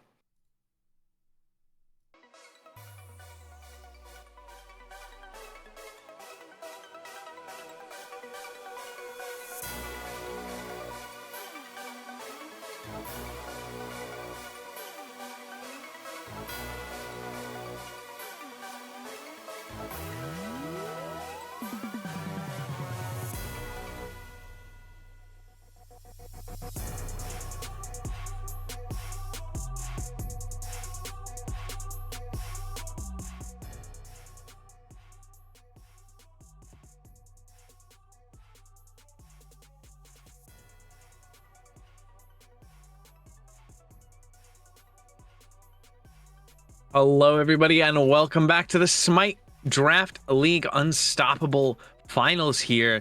Game number one went the way of the Seismic Shockwaves, but it was no easy task. And Noob, I feel like we definitely have ourselves quite the set coming up here as we get ready to hop into picks and bans for game number two. Yeah, I'm excited to see what happens. But we already spoke extensively about it, how close that game really was, and it might honestly just come down to one or two picks in the comp that could have changed that. Some comfort picks, taking away some strong things, getting yourself a meta god, and yeah, I'm really looking forward to how the number one seed Wild Inferno answers back. Yeah, maybe not a position they're used to being in, especially since they were that first seed. So how you can handle yourself in these moments is huge, especially in longer best of five sets like this. Wild Inferno will be first pick now. And this is what I was kind of talking about before we got into game one, is how many metas can develop in these best of fives. Because I gotta say, SimonSaysSmite looks dangerous on that Arachne, but it would just feel bad to ban something like Arachne away. Instead, they're going to take away the Charon, not wanting to go up against that instead. So already a shift in this ban phase. Yeah, and that's a great point to make. That's why it's so strong to play something like the Arachne, because then you have to ask yourself, okay, how strong was that? And do we have an idea that can deal with that? Because if you ban the Arachne, you're not banning something that is very strong in meta and seen more often. So if I'm them, I don't know. It's up to the players. Do they think they can handle the Arachne or not? But if you don't ban it, what are you leaving open? And is that something that you can take on the first pick? Yeah, and always such a fun chess game to figure out how these play out. The Shockwaves gonna stick to their guns. If it ain't broke, don't fix it. They'll ban away the Thor, and there's our answer. Wild Inferno, they're just gonna ban away the Arachne as well. And I gotta say, I like this call. You know, make them play something else. They've shown that they beat you with the Charon, that they beat you with the Arachne. Don't let them have it again. If they, there's no guarantee that they can do that with different picks. And they're just going all in. Target bans all the way through. The Raijin going to get taken off the board as well. They are completely shifting up how things go here for game two. Yeah, and I love that. Like you said, I'm a big fan of that. If something won the game for them, get rid of it. You know what I mean? Like, okay, we're leaving meta picks open, but they haven't at least played a meta pick in the last 45 minutes. So, and who knows how much longer, but we did see they played that, and they looked very good on that. Force them on some, throw them off their game, get them off balance, force them to do something different so that you can have a different result. And a lot is still left open here. Yeah, a whole lot. Wild Inferno going to have the first pick of it. Pele made it through the ban phase. Athena, Ganesh, all things that were, banned away in game one that will be able to make it through. And of course, it's the Pele. It's Wild Inferno. They pick up their mascot. And I think this is going to be a great lock-in for Crimson here. I love the Pele. It's going to be so much better on Crimson than the Loki. I mean, he played Loki great, but you could just do so much more with a Pele, and you have the same chase down. Then plus, we're in the finals. It's the end of their season. They're the number one seed. They're Wild Inferno, and we get to see the Pele. I love that. I hope Shockwaves goes Geb, if I'm being honest. That would be absolutely great to just have the mascots duking it out on the field. Shockwaves could lock in the Geb here. I don't imagine they grab it here in the first two positions, and I don't think we'll see the Geb, at least in this game, with the Ganesh getting locked in. It was still open. It is in such a good position right now. The Elephant just does so much with the silence, with the the Dharmic pillars. This is a scary front line for the Shockwaves here. Crusader going to take up that Yorm again and pair it up this time with the Ganesh. Yeah, I mean, Ganesh is the right call. Ganesh, Athena, Karen are the top supports in this meta. If they're not banned, you better be playing one of them. They're so good. So, of course, they're going to lock in Ganesh, but also, because we banned Arachne Raijin, Athena is open. So now we might see Athena Ganesh here, and then the Yorm, I felt like the Yorm was a big problem. Wasn't great in lane versus A1, but late in the game, he was doing so much. He was at the top of the player damage charts almost the entire game. And now he's going to run it right back. Yeah, I love seeing that locked in. And I think the Athena has to be the call for Wild Inferno here. You brought it up. Yeah, I mean, the fact that it's still open here, the fact that Wild Inferno could get away with a Pele and an Athena at the same time just seems disgusting, and they will grab that for themselves. An incredible first two lock in to kind of match the strength of what the Seismic Shockwaves have locked in so far. Try saying Seismic Shockwaves 3 times fast. I guarantee it's harder than you think. Yeah, no, that's not for Yeah. me. So this is huge if this gets locked in, the Baba Yaga, and it does. I love this. 2 top meta picks that are dominating, and then the #1 comfort pick on probably the #1 mid laner in Unstoppable. And that is huge. This is looking so much better game 2 for Wild Inferno. Yeah, this is exactly what they would have wanted going into game 2, wanting to bounce back in this set, getting a great top 3 to go with it. Now it's the Shockwaves' turn, though, to lock something in for themselves. Not going to be able to have the Raijin, so they're going to lock in the Morgan Le Fay. One of my top, I'd say, 3 gods in the game. I feel like Morgan Le Fay just does so much for a team, has so much peel, so much setup, so much safety, and just a ton of damage. I love this pick getting locked in. Morgan Le Fay is a great pick. I love that so much.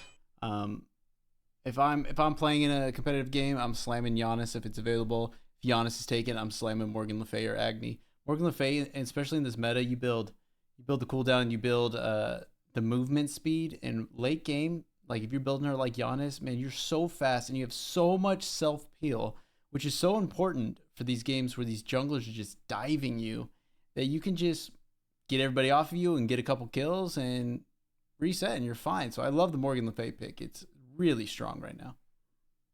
Yeah, it feels really good into a pick like a Pele. So I think this is a great answer for the Shockwaves. Second phase of bans, though, coming through. Shockwave's going to take away the Sun Wukong, which did so well in the hands of A1. Not going to let them have that pick back, as well as the Olorun. On the other side, Wild Inferno opt to take away the Bakasura, not wanting to give a strong jungler back to SimonSaysSmite, and they'll take away the Kali as well. So 3 auto attack centric junglers taken away by Wild Inferno. Seems like they're not a fan of that playstyle coming out of Simon. Another performance already. Smart move. They can't get enough of me. You don't want to see it, and it's pretty curious that now Freya's been banned twice. Olorun just now being banned in the second phase. Magical carries are doing very well right now, and we haven't been seeing them, and I don't think we're gonna see them because people aren't really playing Soul, despite Soul feeling pretty good for the first 20 minutes of a game. But Apollo going to be run by SimonSaysSmite. Well, not SimonSaysSmite. Probably Shadow. Could be SimonSaysSmite if he wants to get Frosty in the jungle. But taking that away from ItzCharlo, and that's going to be huge. He was doing a lot of it, creating a lot of havoc, making you think twice about things you're doing. Now they have the global presence to match the Athena global presence and the Yorman semi. So big pickup. Yeah, great lock in. Like you said, ItzCharlo looked great on it. We know how good this pick is, so they'll steal that for themselves. Now you've got me wanting it to go to SimonSaysSmite. We've seen Apollo Jungle before. I'm pretty sure it's happened on the world stage in the SPL. So I think that would be so fun. I doubt we'll see it. And Nike is going to be the call for Wild Inferno, a very strong solo lane pick, staunch frontline coming out of this Wild Inferno squad with that Nike lock-in. Nike has been very popular. We've seen her run a lot by people like Aztec, who's a top-tier solo laner at SDL. She's very strong, very aggressive, does a lot of damage. The slow from the shield is just insane. A huge bully in lane and can definitely deal with the Jormungandr and a lot of carries.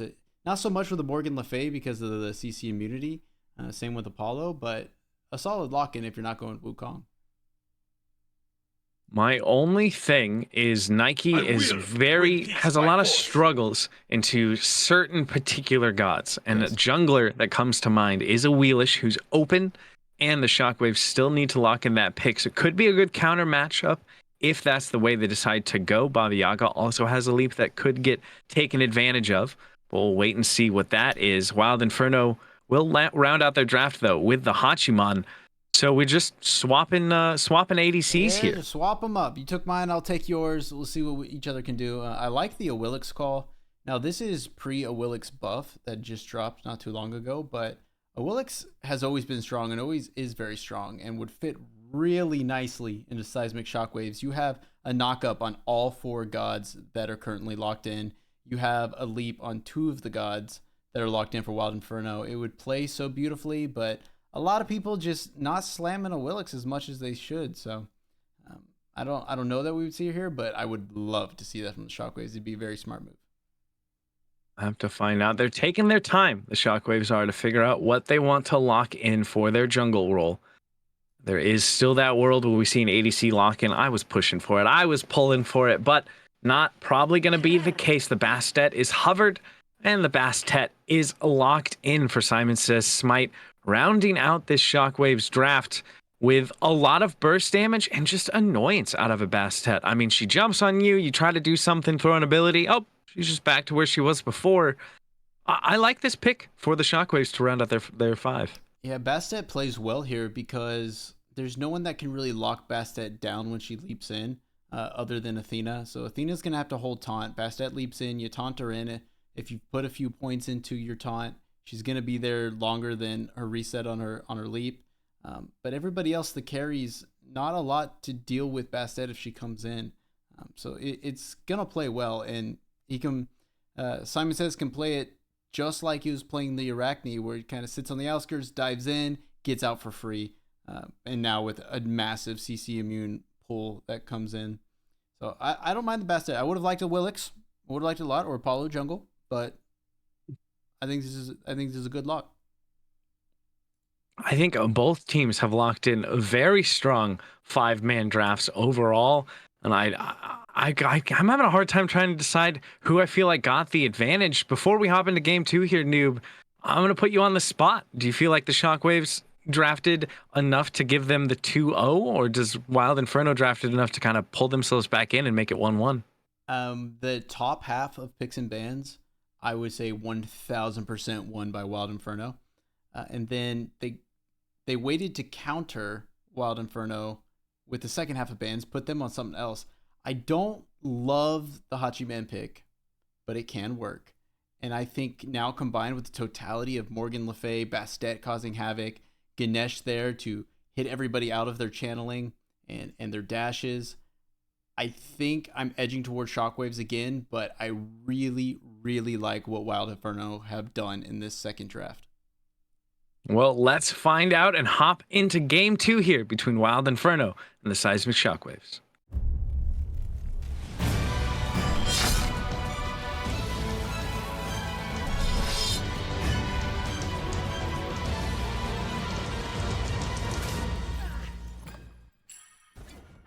And here we go. Game 2 of the Unstoppable Division Finals underway as buffs spawn and people start picking up their camps. Unfortunately, you have to walk around the speed buff there for A1 to pick up the blue. Always funny how sometimes they can land. It seems like almost on top of each other. I gotta say, I'm so excited for this game. There's some fun picks on both sides, and I agree with what you were saying at the end there. There's a lot of interesting matchups we're gonna have to keep our eyes on as this game continues to get underway here. Right off the bat, is there any kind of builds that are kind of catching your eye as interesting or noteworthy? As there's a lot of poke damage onto the Athena, but Stoom's gonna be safe enough for the moment. Yeah, support's just doing support things and tanking damage to the face. Usually we'll see First Blood come out of mid lane. They are very aggressive gods, so it might happen. Yes, there are blinks on both junglers, so usually that'll happen around wave 1 or 2. But if we take a look at the builds, all pretty standard. War Flag coming out on Ganesh. We've been seeing that a lot lately, and I love it. Benevolence on Athena, just for the pure CC that's going to be coming their way. Try and give a little heal for that. It's going to be nice. Apollo choosing to go with the more traditional start right now, where you're going to get a little baby crit at the end once you upgrade your starter. And Apollo loves crit. And the rest, very good. We do see Yorm building same path. He's building Tainted Steel, which I don't necessarily agree with. There's not a lot of healing coming out of Nike. I don't think you need that. Maybe later on to deal with the Pele, that's fine. But I think as of right now, I think it's all pretty normal. Looks like pretty standard, and nobody cooking quite yet, though. At least everybody does have their recipes, so they are cooking in that regard, even if they aren't with the builds they've locked in. A little bit low health for the ADC over there as well. No blood spilt quite yet. We saw a lot of safety, a lot of patience in game one from both of these teams, not wanting to be the one to get first blooded, not wanting to be the one to kind of make that first mistake. Might end up seeing the same thing here in game two. It also could just go the exact opposite way, and this could become an arena game within the conquest map. Do you feel like these comps kind of lend themselves to one or the other? It depends on the start. So if TheCrimsonAspect starts off aggressive, which he should, we haven't seen that level 3 gank quite yet, but Bastet is making their way over. And if someone starts to snowball, it very well could turn into a brawl. We saw it. Wild Inferno's not backing down for anything. They don't care how far behind they are. And I imagine Shockwaves are going to be the exact same. They are the number 2 seed, and they just took a game off of the finals best of 5 from the number 1 seed. So they're going to feel pretty good. So whoever starts these fireworks, it's going to be met with equal fireworks. I definitely agree with that statement. The gank attempt coming out from SimonSaysSmite again was sniffed out by the early wards coming up from this Wild Inferno squad. We saw it in game 1. We're seeing it again in game 2. They are just aware of maybe the playstyle of SimonSaysSmite and are making sure that they're able to be safe early and often here in game 2. Lots of damage from that taunt, though. Gonna hold that thought, as could see a little bit of fireworks as you were talking about. Ganesh gets dropped very low, but as you said earlier, just supports face tanking damage. No kill just yet. Yeah. Nothing wrong with getting a little pressure. They're going to be backed out of lane. Purple buff's going to stop here or start here soon. A good taunt in. KOD in trouble. Uses the shell. Probably could have got away with not using it, but better not be first blood like we've talked about before. This is where someone needs to rotate. Specifically, it needs to be TheCrimsonAspect, because purple buffs are coming up. Shockwaves are very low. They can't contest. You need to push the farm while you can. But look at the flank maneuver from half health team. They're getting very aggressive here. They want ItzCharlo, but because they know they have a rotation in from the mid laner. Liore's here early, and that's beads out of Charlo, respecting the rotation of that level 5 Morgan Le Fay, not wanting to get caught out. That caught me off guard as well, but I guess if you know you have backup coming, it ended up working out for them. Yeah, let that be a lesson in your ranked game, ladies and gentlemen. If you have someone poked out, and you know in your heart of hearts that they can't take a fight with you, and then they start walking at you, it's because someone else is coming. 100%. It is not because they suddenly went, nah, I want this fight. It's because they're about to 2v1 you. And look at A1's health. Uh-oh, lots of trouble. Jumps up into the pools, has to use the Sentinel of Zeus. You can't even see the health bar. All you can see is the shield. That could not have been any closer. We cutting that close, A1, but good use of that. Might have been out, might not have. I don't want to find out. He survives to see another day. Great job. 4 minutes in, still no kills on the board. And SimonSaysSmite has started stacking that item already. Gonna start being able to get that lifesteal, that penetration. Do you like this first item choice for SimonSaysSmite?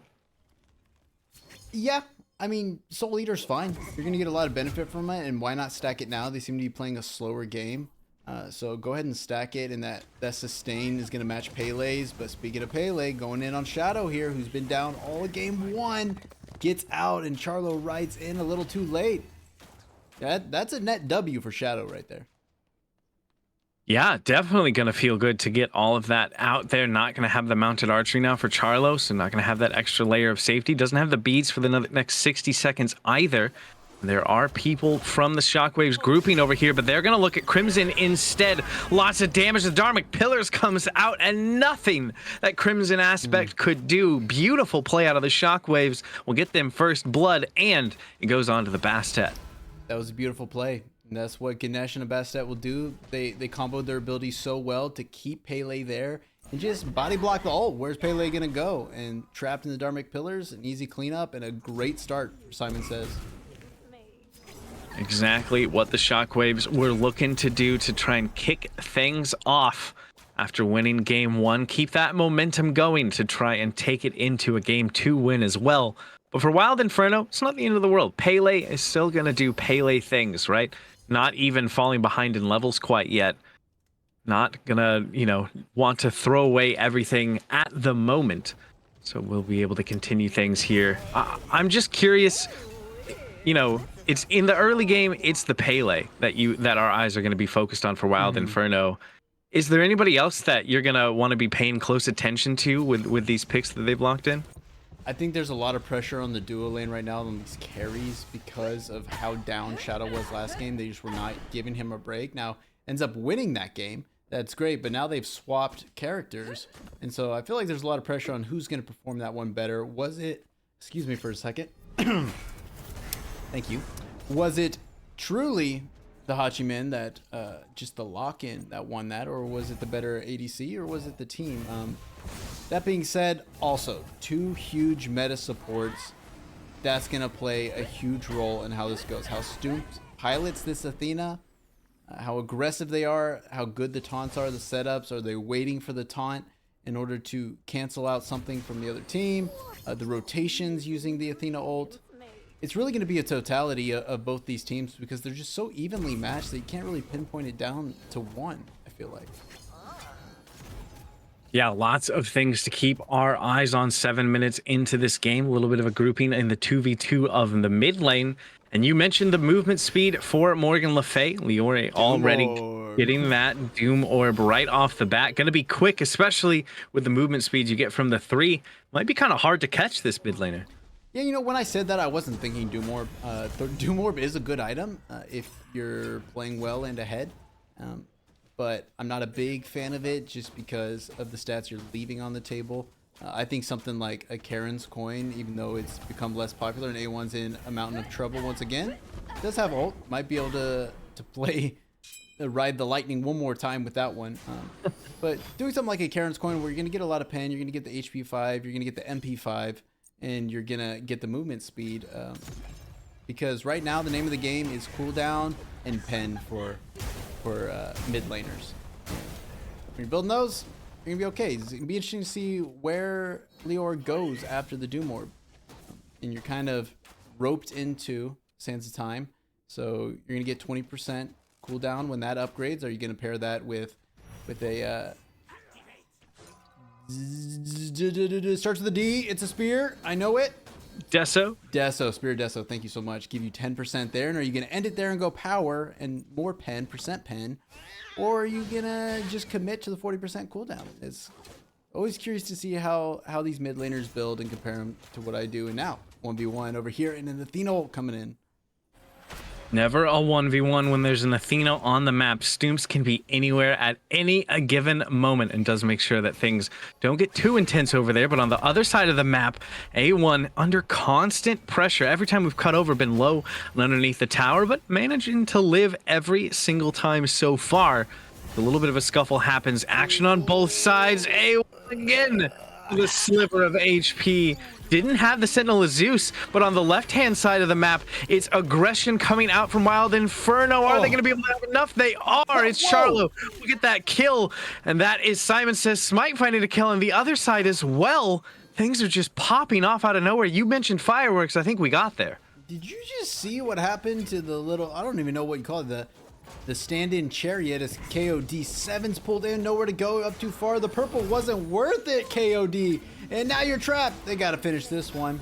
Athena gonna dash in. Stoomps doesn't have the taunt. Uses the 3 first. Charlo cleans up that one. Slim uses the house just cuz. But did you see Apollo's chariot just crash into the wall? It's just, I don't know if that's a metaphor or it was just something really cool, but I've never seen that happen. That was awesome. Great plays overall and a good start for Wild Inferno to bring this back.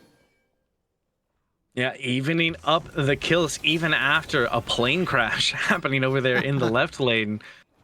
That is just, I feel like, exactly what this game has been so far. Action all over the place, and at the end, we end up even in kills, though gold again, and still in favor of the Seismic Shockwaves, not by a whole lot, right around 2K, but it seems like in game 1 as well, the kills were close, the map state felt close, and like just the vibe of the game felt close, but somehow the Shockwaves always had the gold advantage. Yeah, and that's just in the early game, you know, sub 10 minutes, sub 15 minutes. That's just a that's just pure jungle lead. That's the jungle and the teammates out farming the others with the small neutral farm around the map. They're getting shield buff every time. They're trying to invade. If nothing's happening, Simon is going to be up there taking your camps, and that's how you get the early lead and start the snowball. But now KOD in a bad spot again. Bastetto committed there. Just barely off the mark, and that might just spell the end of the Shockwaves aggression. Though, as I say that, SimonSaysSmite still wants to step up a little bit. Liore is here on the Morgan Le Fay. Both teams want these oracles because we're 11 minutes into this game. Beacon's going to spawn soon, and Fury is on the menu, but none of that matters right now because SimonSaysSmite has to jump back away from that damage. The Dharmic Pillars is used to trap in Stoomps, but has the dash and is able to make it out. With Beacon spawning in 30 seconds and Stoomps needing to back, Dharmic Pillars won't be available for that fight. That could just lead to Wild Inferno grabbing it. I would have loved to see Shockwaves go straight for that Gold Fury right there. You have 4 people there. Everyone else split off. Charlo's the only one around. You pull that Gold Fury and it doesn't have to be a full commit. You pull it, Charlo's going to show up. He's not going to let you just have that. And you have a Bastet, you have a Ganesh. You chase him down, you get the pick, and then you either get gold or you don't, but you got a net W. And now Stygian, fast in the way of Wild Inferno right now. Shockwaves are here, though. That is a rotation in from the solo lane as Crusader is leading the charge. House used from Rebel to try and turn around some damage and get some tankiness.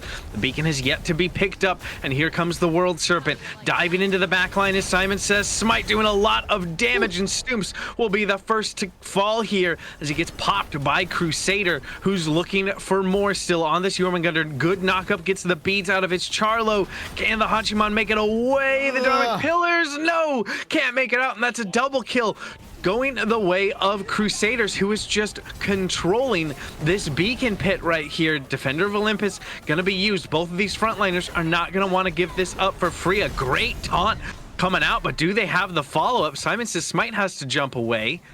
And this might actually have been enough. Wild Inferno have at least stalled out this beacon fight. Neither team really gathering any progress right now, but this Baba Yaga needs to be careful. Slim the Rebel with a slim HP bar backing up underneath the tower as there's low HP for multiple members of both teams here. Up down from A1 will be able to walk away, but Crimson has rotated back in, has to use the ult defensively, but will find one pick.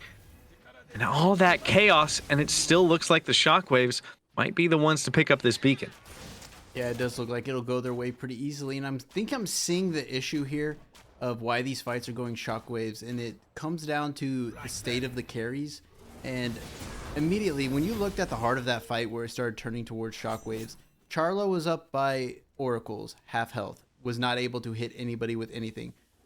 Slim the Rebel was under tower, half health, already used ult, not able to hit anybody. And the carries for Wild Inferno were out of the fight, and it doesn't, because I know Charlo and Slim are not scared to fight. They'll get in there, but they're getting poked out immediately and jumped on, and there was no response from Wild Inferno. Liore and Shadow were just sitting happy and healthy, and we're in the fight brawling. Shadow, speaking of which, caught a little bit here, might get chased down. Mid-archery is used to try and close the distance, but this Apollo speedy. Crusaders gets a kill elsewhere, but Crimson will have enough damage to make sure that kill in left lane goes the way of Wild Inferno.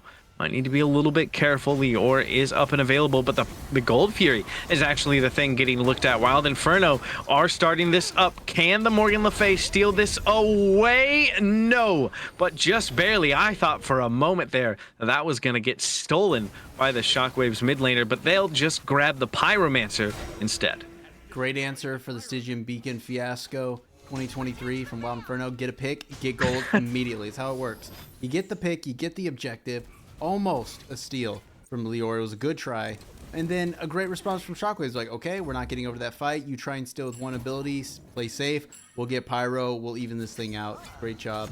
Back to my earlier point is Wild Inferno needs to find a way to either A, get their carries involved in this fight by protecting them a little bit more from the initial onslaught, or B, find a way to equally get Shockwaves carries out of the fight and let the front lines brawl and the junglers brawl, and then everybody try and artillery lob abilities over the side, but you just aren't going to win those fights if Charlo and Slim just have no presence in it because they're poked out. Yeah, it makes it much harder to do anything, and Charlo again getting poked out here, but SimonSaysSmite could be the one in trouble because it's Volcanic Lightning plus Defender of Olympus, and that equals a dead Bastet. Here comes the plane again. Hopefully it won't crash this time, go in. Charlo is very low, but not feeling confident enough. Shadow will back away, make the safe call, and get underneath the tower. Too many members of Wild Inferno nearby, which means the Hachiman gets to live. You know, Shadow's a better man than I am. I would have went in there 100%, and I probably would have dropped the kill too, and just died and spammed my teammates where they at. I have no help, you know. But I was about to give Crimson a little bit of a lecture about leaving Charlo there, splitting the fight, and could have, or I would have said, if you turn and go on to Shadow there, and then help Charlo live and get that kill, it has a stronger effect than if you split the fight, get a kill, and he dies. But great play from Charlo to live. He ended up living there, and they got the kill, and we have another pause. Hey, first one of game 2. We made it 16 minutes and 50 seconds into this one without a pause so far. This is turning out to be a very close back and forth game yet again. Around 3,500 separates these two teams in terms of gold, but it still feels like map state and everything else that you're seeing on the screen is very back and forth. Speaking of that, again, it's the ADCs duking it out, but it's not a fair fight. ItzCharlo will get credit for the kill. Not really anything shadowknexsestus could do on the Apollo there. You know, I don't know if Shadow said something in the Unstoppable chat before these finals, but both of these games, they are going so hard on Shadow. Both games, they are just throwing everything at him and keeping him down. Now he ends up bringing it back. He's doing a good job of trying to keep even levels and getting farm despite being ganked a million times. But I don't want to see a repeat of game 1. He's down a level. He's 0-3. Charlo can take the 1v1 now. Take that Pele, take that Athena, and go do exactly what you're doing to Shadow somewhere else on the map. Preferably liore here, who has just been having an easy ride. Yeah, and I mean, you wanted movement speed. How about a Doomlord plus a Charon's coin? This LaFay is just going to be an absolute race car. Zooming. Just zooming everywhere around this map. I agree. I feel like, you know, 0-2 has just been allowed to free farm so far, level 15. Just take a look at liore. Make sure that this LaFay doesn't have a chance to get online too much, as the next beacon is due to spawn here in just a few seconds. Yeah, it's be interesting to see how this one goes.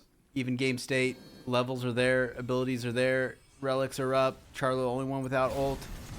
Stygian wants the fight to start, and stooompzz is going to get pulled in.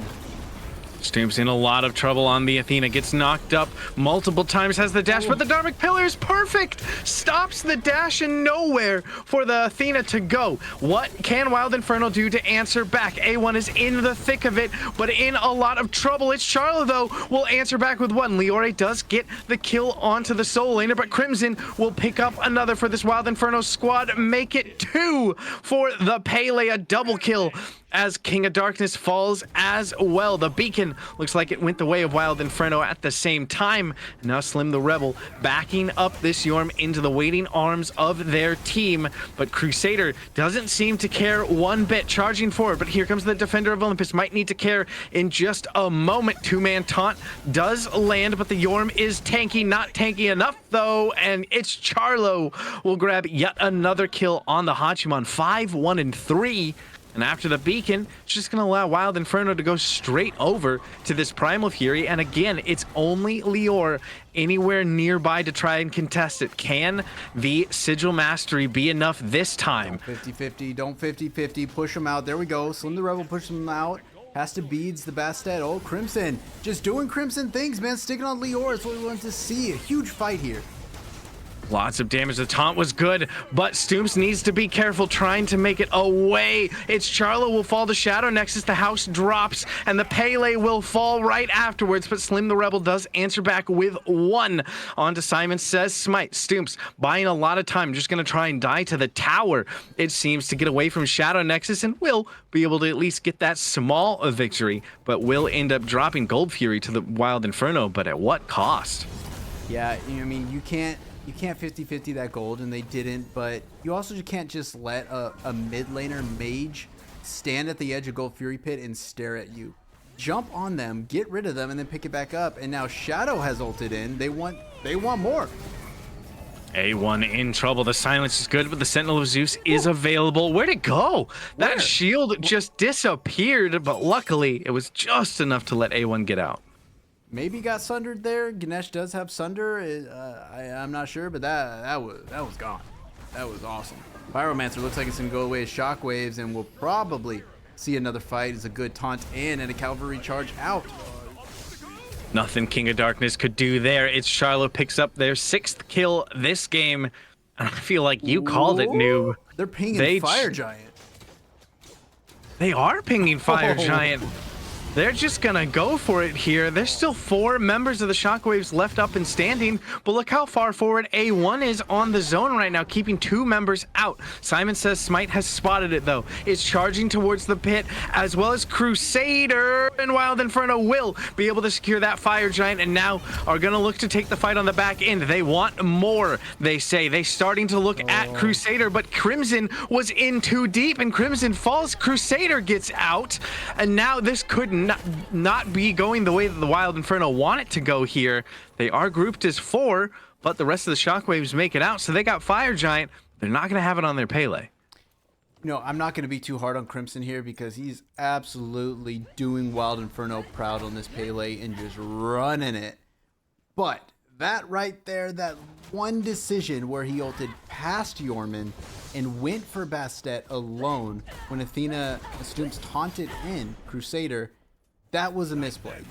Go in on the Yorm, the one right in front of you as a team, make these target selections, wipe him, and then move up as a team. Just in too deep, got blown up. Now no Fire Giant on the Pele, but hey, 21-minute Fire Giant on 4 of your members, that feels good. It does, and crucially, it's on ItzCharlo. It's on the front line, so these towers can start to get looked at. Usually, that is what you go for with the first FG of the game, is just trying to sweep away those towers. All A1 wants to do is back. The Seismic Shockwaves, they're kind of deep in the jungle right now, but Crimson is looking for more over on the side. The split pushing is not... Oh, crash! Oh. Another one! I have never seen that before, but it's the perfect thing to happen if the Apollo can't make it up. That poor bird falling out of the sky. I love that interaction. I can't wait to see more. Good play by Shadow to try and get out there. Just need to pop it a little sooner. Maybe as soon as Pele comes in, you pop it, or you slide out and pop it, but almost got out, but a good rotation from stooompzz to clean that one up. Yeah, Wild Inferno in a good spot. They're looking at this T2, but they're split here. You got a Pele and a stooompzz over on the left side. You got both carries on Stygian Beacon. You can't be splitting these fights. You need to group up and make group decisions, and now here comes the battle. Indeed, though, it looks like they'll just back up. The beacon seems to be the focus here for Wild Inferno, really wanting to pick up this neutral objective in the middle of the map, and they will be able to do so. Fire Giant giving them that much.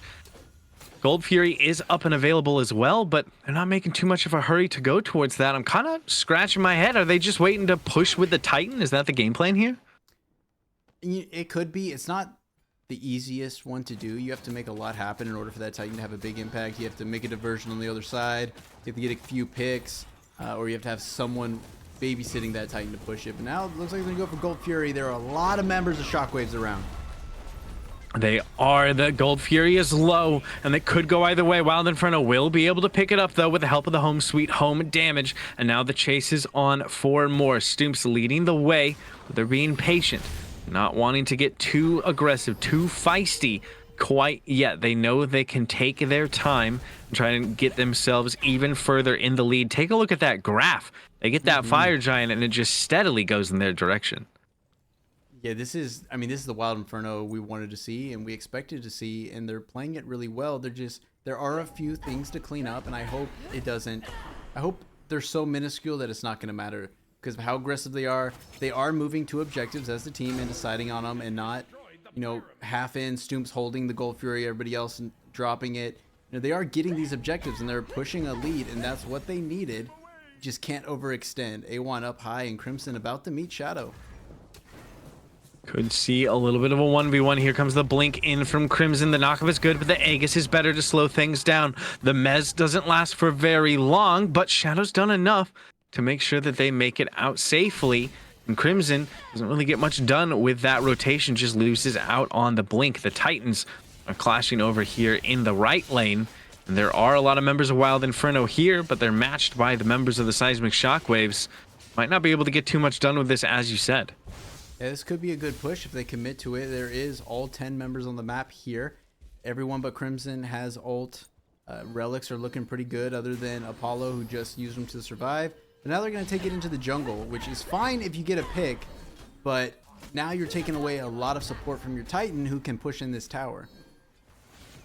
They are pathing through the jungle to get towards this tower. The taunt onto Crusader does give him a bit of poke, but it's a blink under tower for A1. Pops that Sentinel as Zeus and buys a lot of space, but takes even more damage. And shadowknexsestus will get credit for that kill.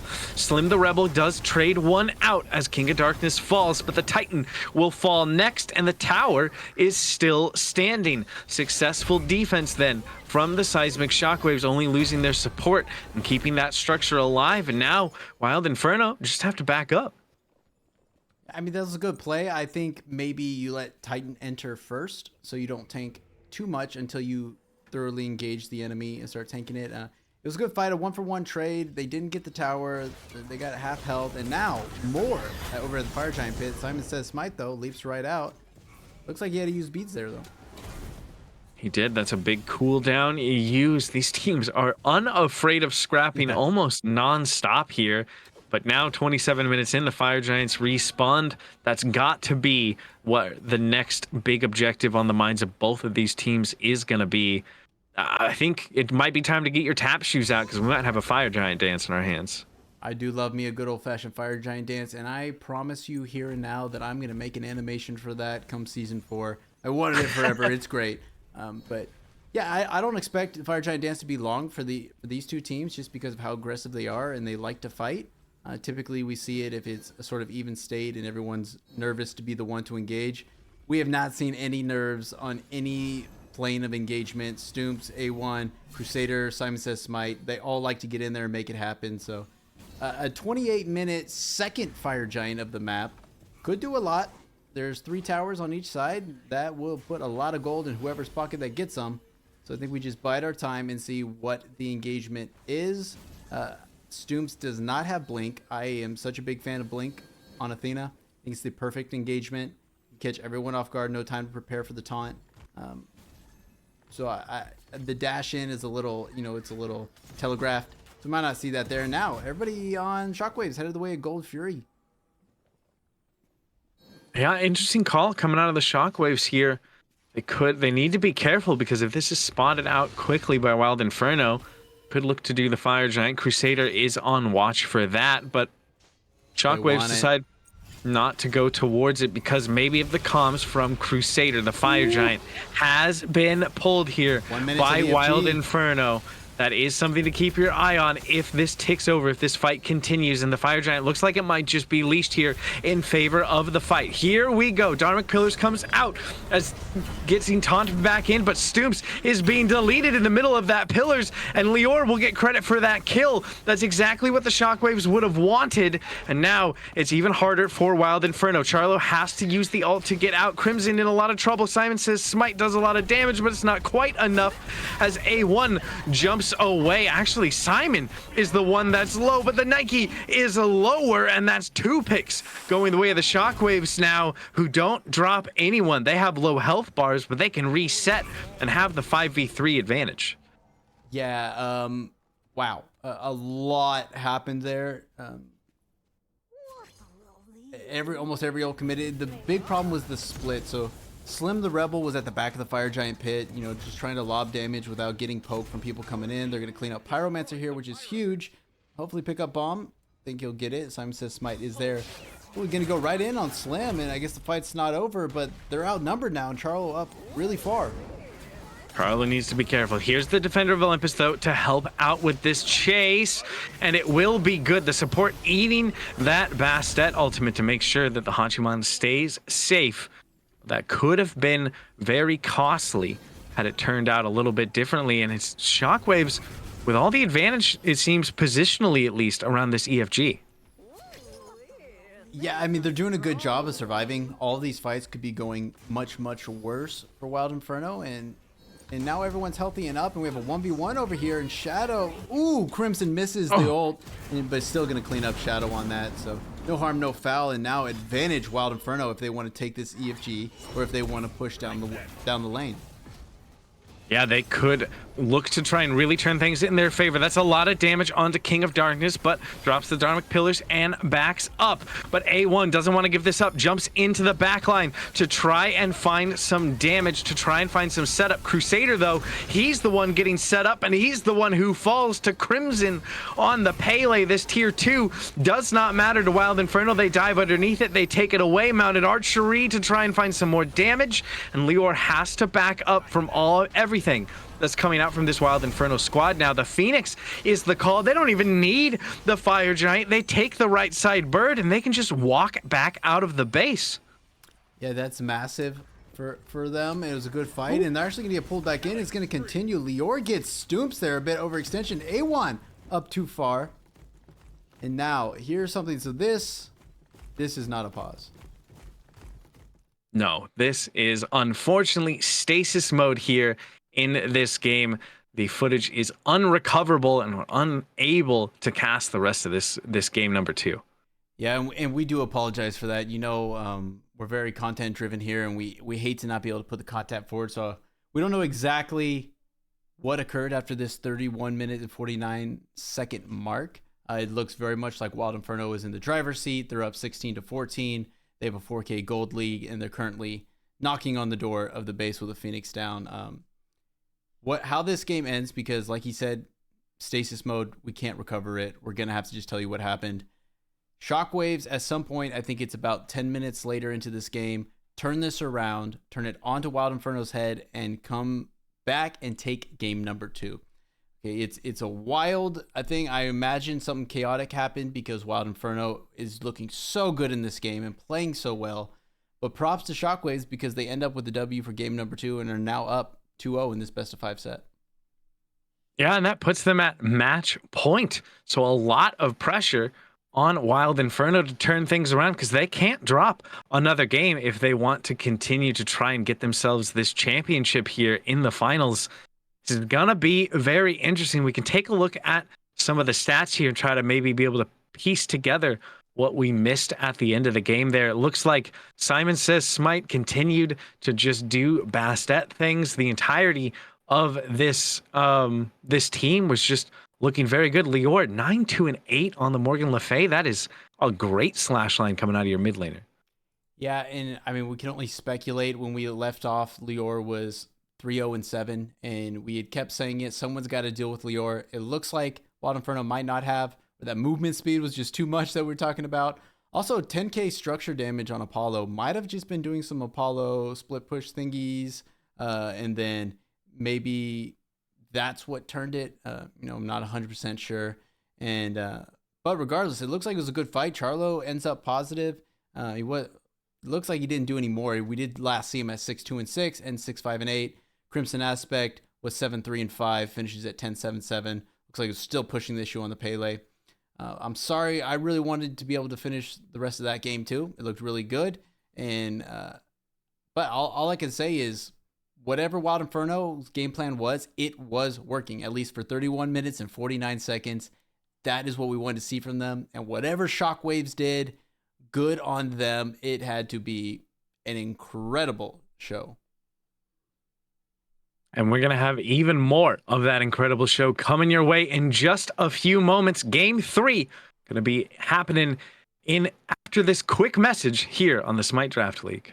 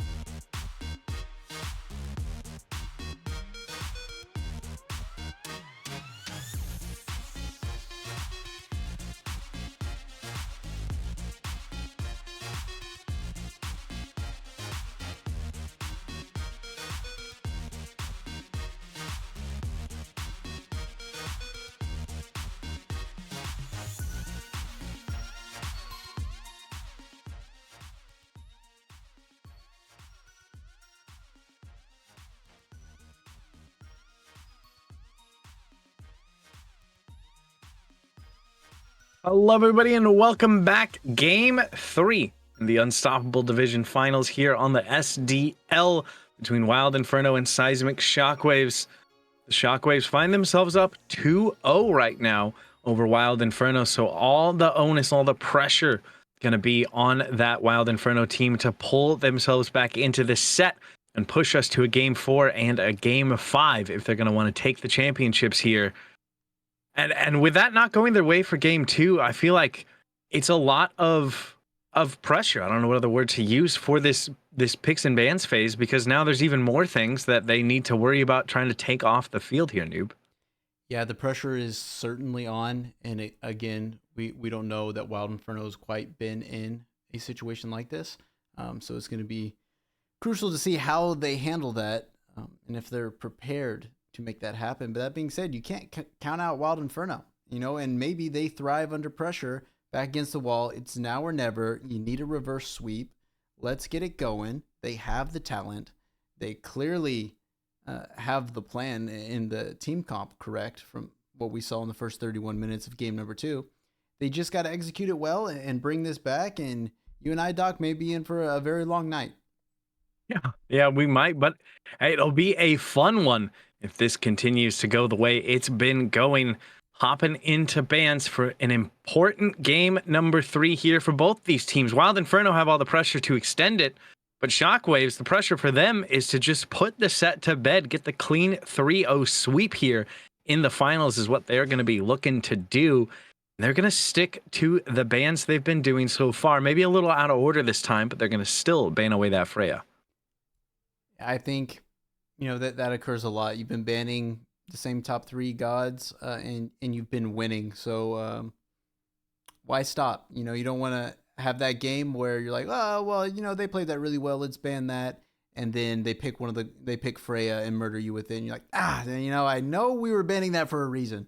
So I don't mind them sticking to their guns. Going to be interesting to see now, after 2 games down, how Wild Inferno choose to ban.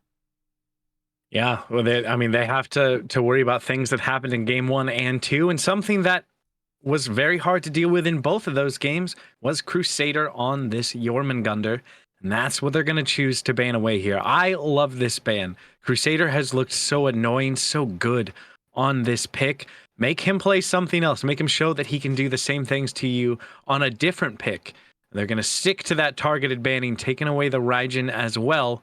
While Seismic Shockwaves, again, stick to their guns and take away the Thor, but they're going to mix it up a little bit and ban away that Wukong instead for their 3rd overall ban. I love this from Wild Inferno.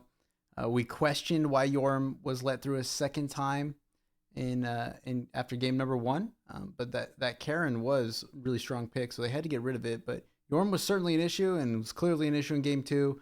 Like, okay, no Raijin, no Arachne, no Yorm. Do something else, and we'll deal with that. Now, a lot left on the table for first pick.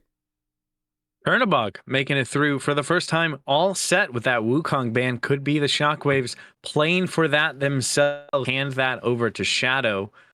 I'll have to see if that's what they want to go with in that first pick position. It is hovered, and it is locked in. Sometimes I kind of know what I'm talking about. Most of the time I don't, but I guess this one time I did. And they'll lock in that Chernobog. That global presence we've been talking about all set. Chernobog has it in spades. Yeah, that should have been the lock-in, and it was. Been banned away. Let's take it. You want a good meta pick. Whatever you've been playing works. Why not do this? And it's just a better version of Apollo, right? You have the global. You have more damage. It's smart. Now, while Inferno goes here, it's going to be a question still. All of the good supports up. And they prioritized that last time, might prioritize it here.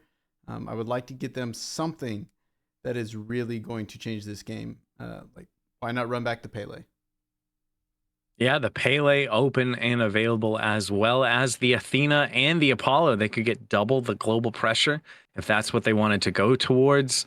Definitely have a lot of cards on the table, but Slim has looked really good on this Baba Yaga, so I don't mind them giving that right back to him as well. And they still have the option to grab said Pele. And I suppose you can hold that Apollo pick if that's what you want for global pressure till later, because Shockwaves probably aren't going to pick it up for themselves. But instead of Pele, it's going to be the Charon, and stooompzz is going to pick that up for themselves. I'm kind of back and forth about this Baba pickup. I know it's a comfort pick for Slim. He definitely looks really good on it. And I'm trying to put myself in his shoes. Like, I hate slamming Giannis every game, but if Giannis is open, I can't think of a lot of reasons not to slam him as my biggest comfort god, you know? But if I put myself in a finals, best of 5, you're down 2, Baba hasn't gotten you the win, it might be time to take a different avenue. That being said, I understand where you're like, run it back, give me it. It works, we'll just adjust elsewhere. Yeah, there's definitely the two mindsets there, because you could also say, you know, we have to win this game, so give me the god I'm most comfortable on, the one that I know I can perform on. We'll have to find out if it's enough for Wild Inferno, because the Shockwaves, they have locked in their dual lane, and it can't really get much more meta than this right here, right? I mean, Ganesh and the Chernobog together is just such a good setup for them over there in that long lane. They're going to have the silence, the Dharmic Pillars for the shred, the Chernobog that can be anywhere on the map, and a lot of good lane pressure. I love what we're seeing from them. And then they lock in my personal favorite god in the whole game, the Merlin, in the mid lane there. We haven't seen it all set, hasn't been looked at in the picks, hasn't been looked at in the bans, but they're going to lock it in for liore here to give themselves that late game, I just get to press more buttons than you, mage. Merlin's never a bad god to pick. So much area damage, so much 1v1 potential, so much objective shred. And now Ganesh is on your team, which would be one of the gods that I'd be terrified of being up against as a Merlin. It's a great lock-in. And now here, third pick before next round of bans, I would really like to see that Pele run back. Unless something crazy happened, Crimson looks so good on it, and there's not a lot that's going to counter Pele. I would love to see something like that, something meta locked in here at the top.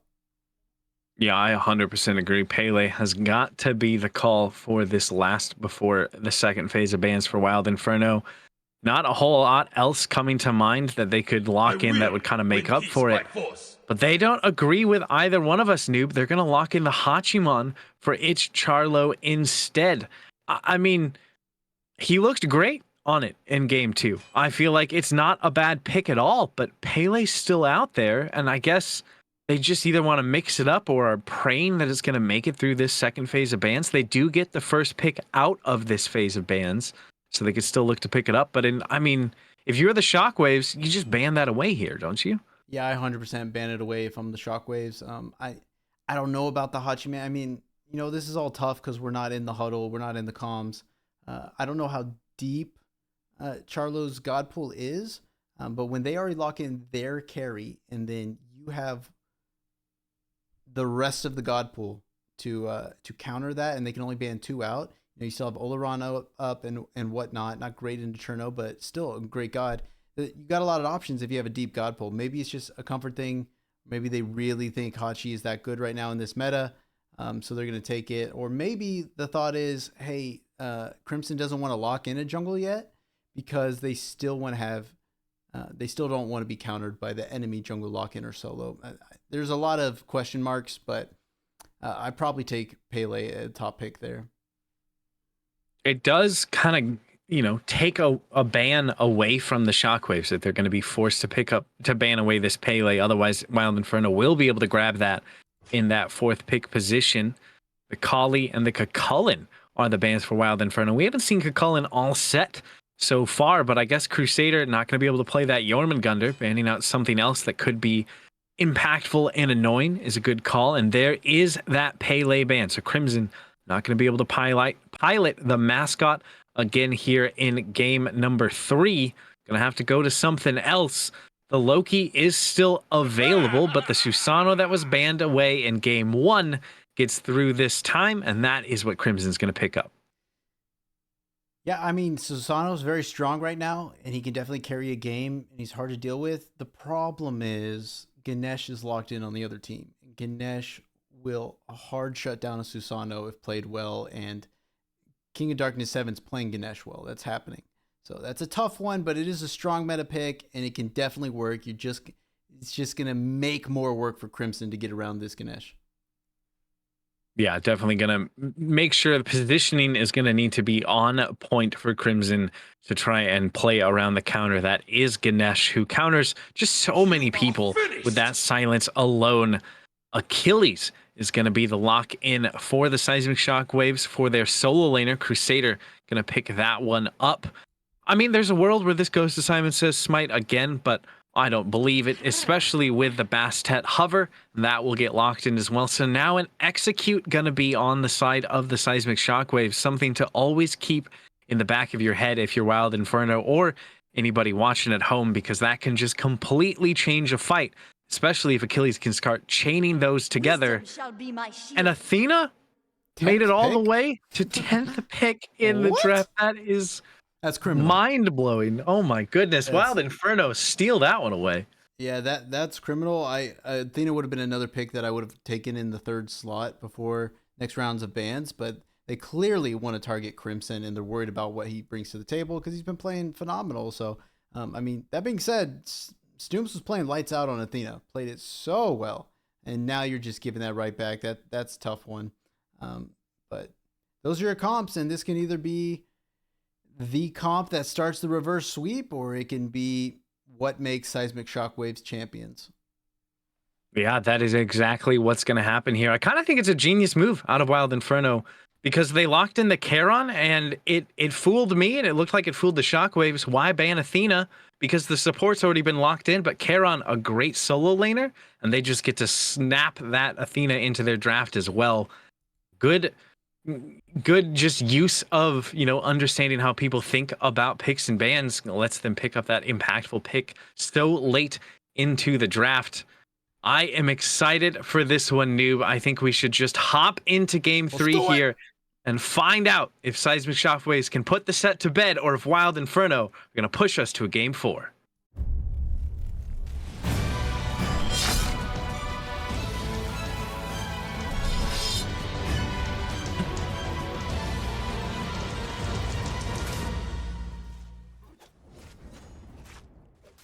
Welcome into game number 3 here between the Seismic Shockwaves and Wild Inferno. Unstoppable division finals. Shockwaves still have that 2-0 lead over Wild Inferno, but I feel like Wild Inferno has got a good draft here. I'm going to ask you the hard question. Got to do it every time. Do you think they did it? Did they draft enough to push us to that important game number 4? Or Shockwaves just, finished out this set? It's so tough to say. I liked Wild Inferno's draft game 2 better than I liked their game 3. I just don't think, and I think it comes down to, it was a good play running the Karen solo. You're right. I forgot all about that Karen. It left Athena open for that. But I think the Karen here in the solo and the Hachi and the carry feels a little off to me, just unity-wise and how this game's going to run. I think Seismic Shockwaves, they have a very unified and a very strong team fight comp, and I think that might give them the edge, and we might see a 3-0 here, but I'm not going to be the one to count out Wild Inferno. Not going to happen. No, I mean, they were first seed for a reason, right? So you can never truly count them out.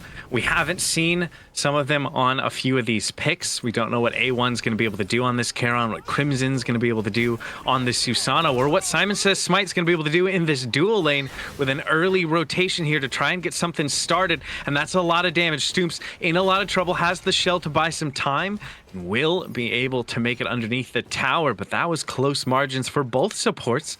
But again, everybody able to live for the time being, but that level 3 rotation you'd been asking for in the first couple games does end up happening. They were listening. That's exactly what I want to see. And they're actually going to go back into it. You saw Bastet just go back into lane there.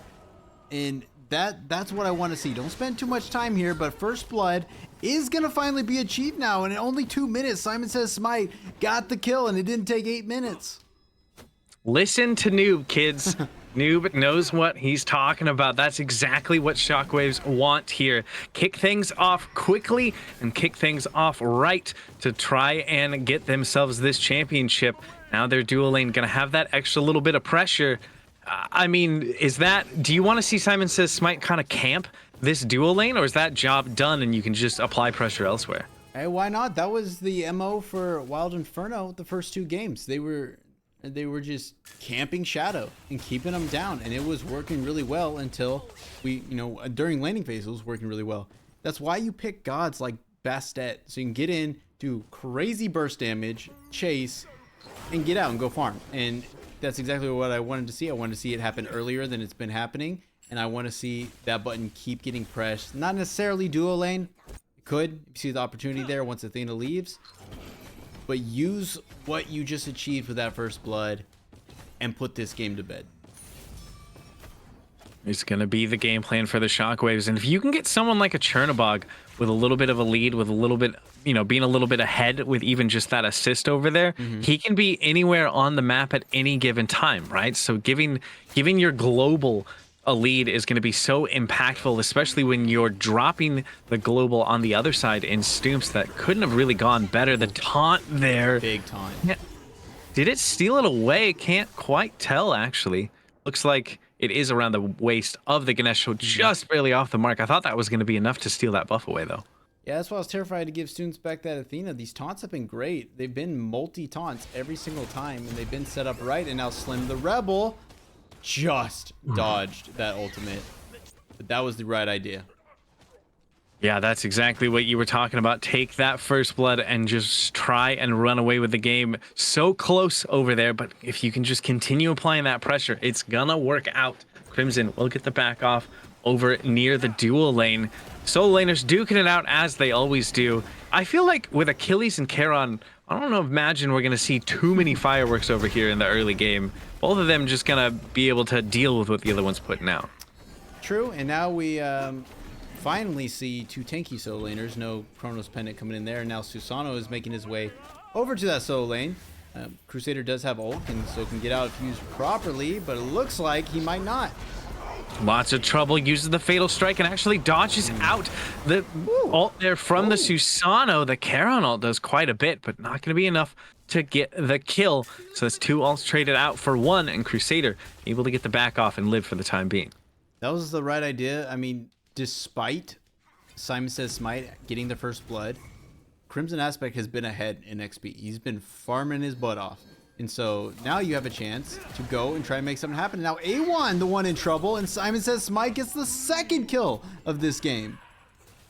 This Bastet is swinging, but so is the damage from this 2v2 in mid. Liore will get credit for that kill. The Dharmic Pillars and the Merlin damage too much for Crimson to take there, and has to back up. Mounted archery lasts for a long time, and the damage will still land onto Shadow, but no kill over there. That is problematic. If this mid 2v2 can continue going that direction, Seismic Shockwaves might be able to pull even more of an advantage, especially with SimonSaysSmite getting active here in the mid lane, as well as the pause comes out. We get to see the cool freeze frame of that Bastet ult mid animation there. This could be problematic. The Home Sweet Home looked like it was coming out, but SimonSaysSmite is just everywhere all the time. I'm not sure the exact definition of a combat pause, but that might have been a combat pause. We were mid-combat right there, people. But pauses happen. We'll get back to the players as soon as they're ready to go. We might miss a few seconds of action. We'll catch you up. But yeah, this is like a different Shockwaves early game. They are feeling like champions. That's what this game 3 feels like. They feel it. They can smell it. They want to be SDL champions, the first unstoppable champions we've ever had. And so far, I don't know. I don't see a response from Wild Inferno yet. But I imagine one is around the corner if we know Wild Inferno. Yeah. I am just so impressed with SimonSaysSmite so far. I mean, he looked great on the Arachne, and then this Bastet in both games 2 and 3 have been looking great so far, and it's just been getting aggressive everywhere. It doesn't look like the pick is going to go their way in the mid lane because of that Home Sweet Home, buying just enough time for Slim the Rebel to make it out. But this Bastet is quickly becoming a problem. That Soul Eater already almost stacked, probably going to go back into that Transcendence we saw in game 2. I mean, who needs to be the one to shut down this Bastet? Liore plays a dangerous game with a red buff. I've been there before. Really wanted it. You got to get just the right amount of gold before you back. That's a dangerous game. Yeah, look at the game state. Barely 1,000 gold in the lead, Seismic Shockwaves, which we're typically seeing a couple hundred early on, but now 3 kills to none. Early game has certainly been in favor of Shockwaves. And now, finally, SimonSaysSmite has taken the level advantage as Crimson just ticked over to 8. A 2-level lead over in solo lane. Crusader doing good work. In the mid lane, barely a difference. So it's really going to come down to maybe Crusader getting involved here early as Gold Fury is now up, making an early TP over, and then trying to get something to happen with that lead. But right now, despite what we've seen, this is still anybody's game. Yeah, very, very close. Most of the kills here going the way of SimonSaysSmite, so not too much of an advantage all around the map. Very close between these two teams. 7 minutes into the game. As you mentioned, Gold Fury is up and available. It would be early to look towards it, but both of these teams could, especially something we haven't talked about yet. This Seismic Shockwaves drafts as Dharmic Pillars on the Ganesh and a Merlin. These neutral objectives are just going to get absolutely shredded by this team. And Charlo actually might be the one to get shredded. Has the mounted archery and the defender of Olympus. The Bastet ult just not going to hit the mark there for SimonSaysSmite. But I worry for Wild Inferno around these neutrals. That was a perfect ult from stooompzz there. That is how you use that Athena ult. It was perfectly in time, immediately helped. They're there to help now, and Charlo stuck around a little bit too long because now King of Darkness is here to throw out the Dharmic Pillars, and he's caught under tower. Absolutely wants this pick using the prots you get from the Ohm, but the dash from stooompzz. Actually, look who rotated in. Liore comes over and gets the kill onto ItzCharlo. And Shockwaves, they are absolutely feeling confident right now, but they need to be careful because the other mid laner is rotated as well, and Crimson will get the kill onto shadowknexsestus. So both ADCs falling as both mid laners rotate over left. It feels a little bit like Wild Inferno or upsetty spaghetti about this set right now, and I don't mean it in a bad way. It means that they know they've been playing like champions all season, and they can feel it slipping away, and they're not okay with that, and I love to see it. They are coming in with some fire, but man, the answer back from Shockwaves is just so good. You see KOD having no fear, diving under tower there, and then Liore immediately with the cleanup just to be there. I think we're in for a wild game 3 out of this best of 5. Yeah, it's kicking off to the races here between both of these teams. Lots of action. We're only 9 minutes into this game. Pyromancer hasn't even spawned on the map yet, let alone Fire Giant. So we'll have to see where things go here. Builds seeming pretty kind of standard across the board, at least to my eyes. Both these ADCs going towards Fail Not, but hold that thought because A1 getting jumped on again underneath the tower. The execute threshold has been met. And the execute is good from Crusaders. The Charon drops for the second time in this game. That was a really good play from A1 and good use of his ult. Even better play from Crusader. A nice cleanup there. And what can you say? It's just never going to end. 1,700 gold difference, 2k XP difference. This one's going to be a brawl, and I'm ready for it now. Finally, a 1v1 over here. But Charlo is up a level and getting the better of Chernobog, of course. Chernobog has the ability to stay in lane and farm and be to the fight whenever you wish. So that's a good thing about locking them in. 10.5 minutes in, you know, looking at the levels, still the only real true advantage being the way Crusader. I did notice something in game 2, and that's that Slim the Rebel was building almost purely damage in game 2 on this Baba Yaga. Built very tanky game 1, built very not tanky game 2, now not seeing interacting, and now choosing to go into what I imagine be a Warlock staff. So maybe back to tanky, or maybe a good mix of the two. The just right build. Yeah, a little bit too hot, too cold. Now it's just right with that Warlock staff that will be getting built a second. Stacking so easy on the Baba Yaga. I love seeing that. I always want to see Baba Yaga stack for all of their items as the scuffle breaks out over here in left. Here comes the Typhoon, and SimonSaysSmite is in a lot of trouble. The up down from the Chernobog here to try and continue things. SimonSaysSmite's living for a long time, but it's not enough. Crimson will get credit for that kill, but the Dharmic Pillars come out because here's Liore, the Merlin damage raining through, and ItzCharlo barely making it out of there alive, but it looks like we'll be able to do so safely underneath the tier 1 tower. All in all, Wild Inferno answer back with a pick onto SimonSaysSmite, and everybody on their side gets to walk away. That was a really good interaction on Wild Inferno's side, because I said the problem in game 1 with the Bastet lock-in is that there's not a lot to keep Bastet there when she does leap in. And now they played that perfectly. They timed their CC. She leapt in.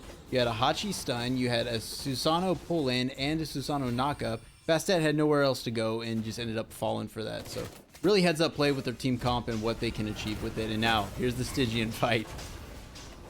These have been good every time so far, and it's continuing here as King of Darkness has to try and make it out with a sliver of HP. The execute, though, from Crusader is putting words in my throat here. He might just get the second one just barely off the mark. That is exactly what you want the rotation from your solo laner to look like. Impactful kills here. And it looks like that should lead to them getting this first beacon of the game. The Shockwaves will grab that for themselves. Just be able to back up with their win straight towards this Fury that is up and standing again. And it doesn't look like anybody from Wild Inferno is going to be able to get in because SimonSaysSmite, he's zoning right now on this Bastet, keeping everybody far away from this Fury, which should just go the way of Wild Inferno, but SimonSaysSmite pays for it with his life and will end up falling. And that was actually a little too close for comfort if I was the Shockwaves here, who now are on the run from Inferno, who are on the chase. Everybody has made it pretty far away. I don't imagine any more blood's going to get spilled. Smart move. They're learning from the first 2 games. You get a pick, go for the objective right away. We didn't see a lot of that in game 1. It was very slow, and now same thing with Wild Inferno. They dropped the Gold Fury, but they got the pick. They pushed people out, and they're like, okay, T1, we get something after it. So this game has a much different feel, and you can see the learning curve as the set's going on, and everything's a lot more tightened up. That was just a tough one. That fight over at Stygian is now Pyro started up in response. Could have been so bad for Wild Inferno. If anybody else was in position to keep them around, that's a triple ult for Crusader all day. And that could have changed everything else. They would have then got gold, wouldn't have died for it. They would have got Pyro. They might have pushed into T1. So just little things that are changing the fate of this game. But all of it, good Smite. 100%. That's something we gotta make sure, if you are on the side of Wild Inferno, that you're keeping an eye out for. These chained executes can be so devastating in these team fights. Gotta make sure that you're understanding where Crusader is and if they have ultimate up and available. The Bastion will get dropped. A little bit extra gold in the pocket of that Achilles. Have a little bit of a lull for the first time, it feels like, all games so far, to kind of, you know, check in, see where these builds are coming along. It was the Warlock staff for Slim the Rebel on the Baba Yaga, and based on that tier 1 cloak item, imagine we're going to see the Prophetic afterwards. So just stacking, and more stacking. Yeah, maybe just felt that after going, I think it was Book of Thoth into Karen's Coin last match, that wasn't, didn't feel very good into the Bastet, who's going to leap on you. Not going to burn you like Arachne, but certainly going to do damage. So now choosing, all right, let me get Warlock staff on, get a little bit, you know, get some health, get some good power, and then I'll build in the Prophetic and really build this defense. But I need a little more oomph in the beginning after seeing what happened game 1. So I don't mind that at all. The rest of it pretty standard. Chernobog went into Fail Not very early, and stooompzz is going to ult out here and be safe. Perks of being in Athena and being too far out of position.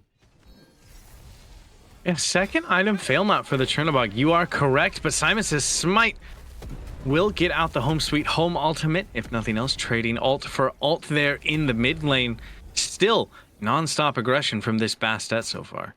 Crusader did pick up a kill on A1 over there on the right side. We unfortunately weren't able to see it, but you can imagine how that happened as his ultimate is down.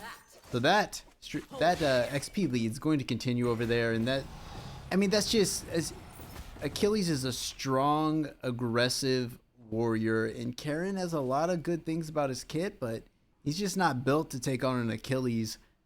Hopefully he does a lot in the team fights as he can, but he's gonna struggle over there against that Achilles unless someone comes and helps out, and you don't want Crusader to get too far ahead on this to where nobody can handle him. Already level 15, higher than anybody on Wild Inferno. That's gonna be an issue later. Yeah, a fed solo laner just feels impossible to deal with as a backliner. I agree that they need to make sure they're keeping Crusader in check on this Achilles. But as you mentioned, Charon can do a lot in team fights, and luckily, 16, almost 17 minutes into this game, the laning phase pretty much over. So this could be the time for A1 to kind of pull themselves back into this game and help Wild Inferno keep the set alive, because there's still a lot on the line here as the Fury's about to respawn. Both teams making their way towards the left side of the map. Shockwaves gonna start it up right off the bat here as King of Darkness pulls it. And again, we see SimonSaysSmite, the one on the zone, making sure no one can step anywhere near this Fury. But again, SimonSaysSmite pays for it with their life. And this time, the Fury can't even be finished in time. Wild Inferno just reading the Shockwaves play like a book. Yeah, I don't agree with that. I like the idea, and you are ahead, but use your tanky solo laner. Get him up there. No one's going to kill him easily. Bastet just has to get interrupted, and he's dead. It was a good idea, but now let's see what they do at Stygian. They're a member down, but they're still wanting to get aggressive. Merlin has a lot of damage, and the execute is good from Crusaders, and that will be even more trouble for Wild Inferno. Darkness has to make their way out of this fight, but the beacon's still getting charged up by the Shockwaves, and it's Crusader who's leading the charge. Hasn't even taken too much damage yet, standing on this beacon amidst a lot of members of the Wild Inferno, but now, as I say that, has to back up. Wild Inferno looking like they might be the ones to pick up this beacon, but here comes the re-engage from the Shockwaves as I say that. I don't want to give this up for free, but they're going to have to. Beacon going the way of the Wild Inferno, who are now a little bit on the chase. Seems like neither team are fully committing until right now. Pull back in onto Shadow, who's in a lot of trouble. The Typhoon can't quite get the job done. Beads, though, expended, and that's a lot of damage onto Crusader. Actually, it's not. It should have been, but he is just too tanky on this Achilles, charging forward into 3. What a stun. Just absolutely no fear right now, though A1 is in a lot of trouble, is able to row his boat underneath that tier 2 tower, and that will fizzle out with no further blood spilled, but this could just be a Primal Fury. A lot happened there, and impossible to break down, but I think one thing that did come out of that was I think Shockwaves understand now how tanky Crusader is and the fact that he can just back up 3 people on his own. So nothing came from dropping the Primal last time. They didn't, you know, the other team didn't get it, so this time they did it again. Hit Stygian Beacon, have a massive brawl with all 10 members, then go get the gold when it's safe, and if need be, you know, Crusader can zone, because he was doing that really well. Good response from Wild Inferno. Immediately, we see that, you know, all these objectives are coming up simultaneously. Pyro, Gold, and Stygian are all getting dropped right after each other, so they're all coming back up together, and so someone's getting 2 of the 3 objectives. It's just who's going to be on that side. Right now, Shockwaves seem to get the better end.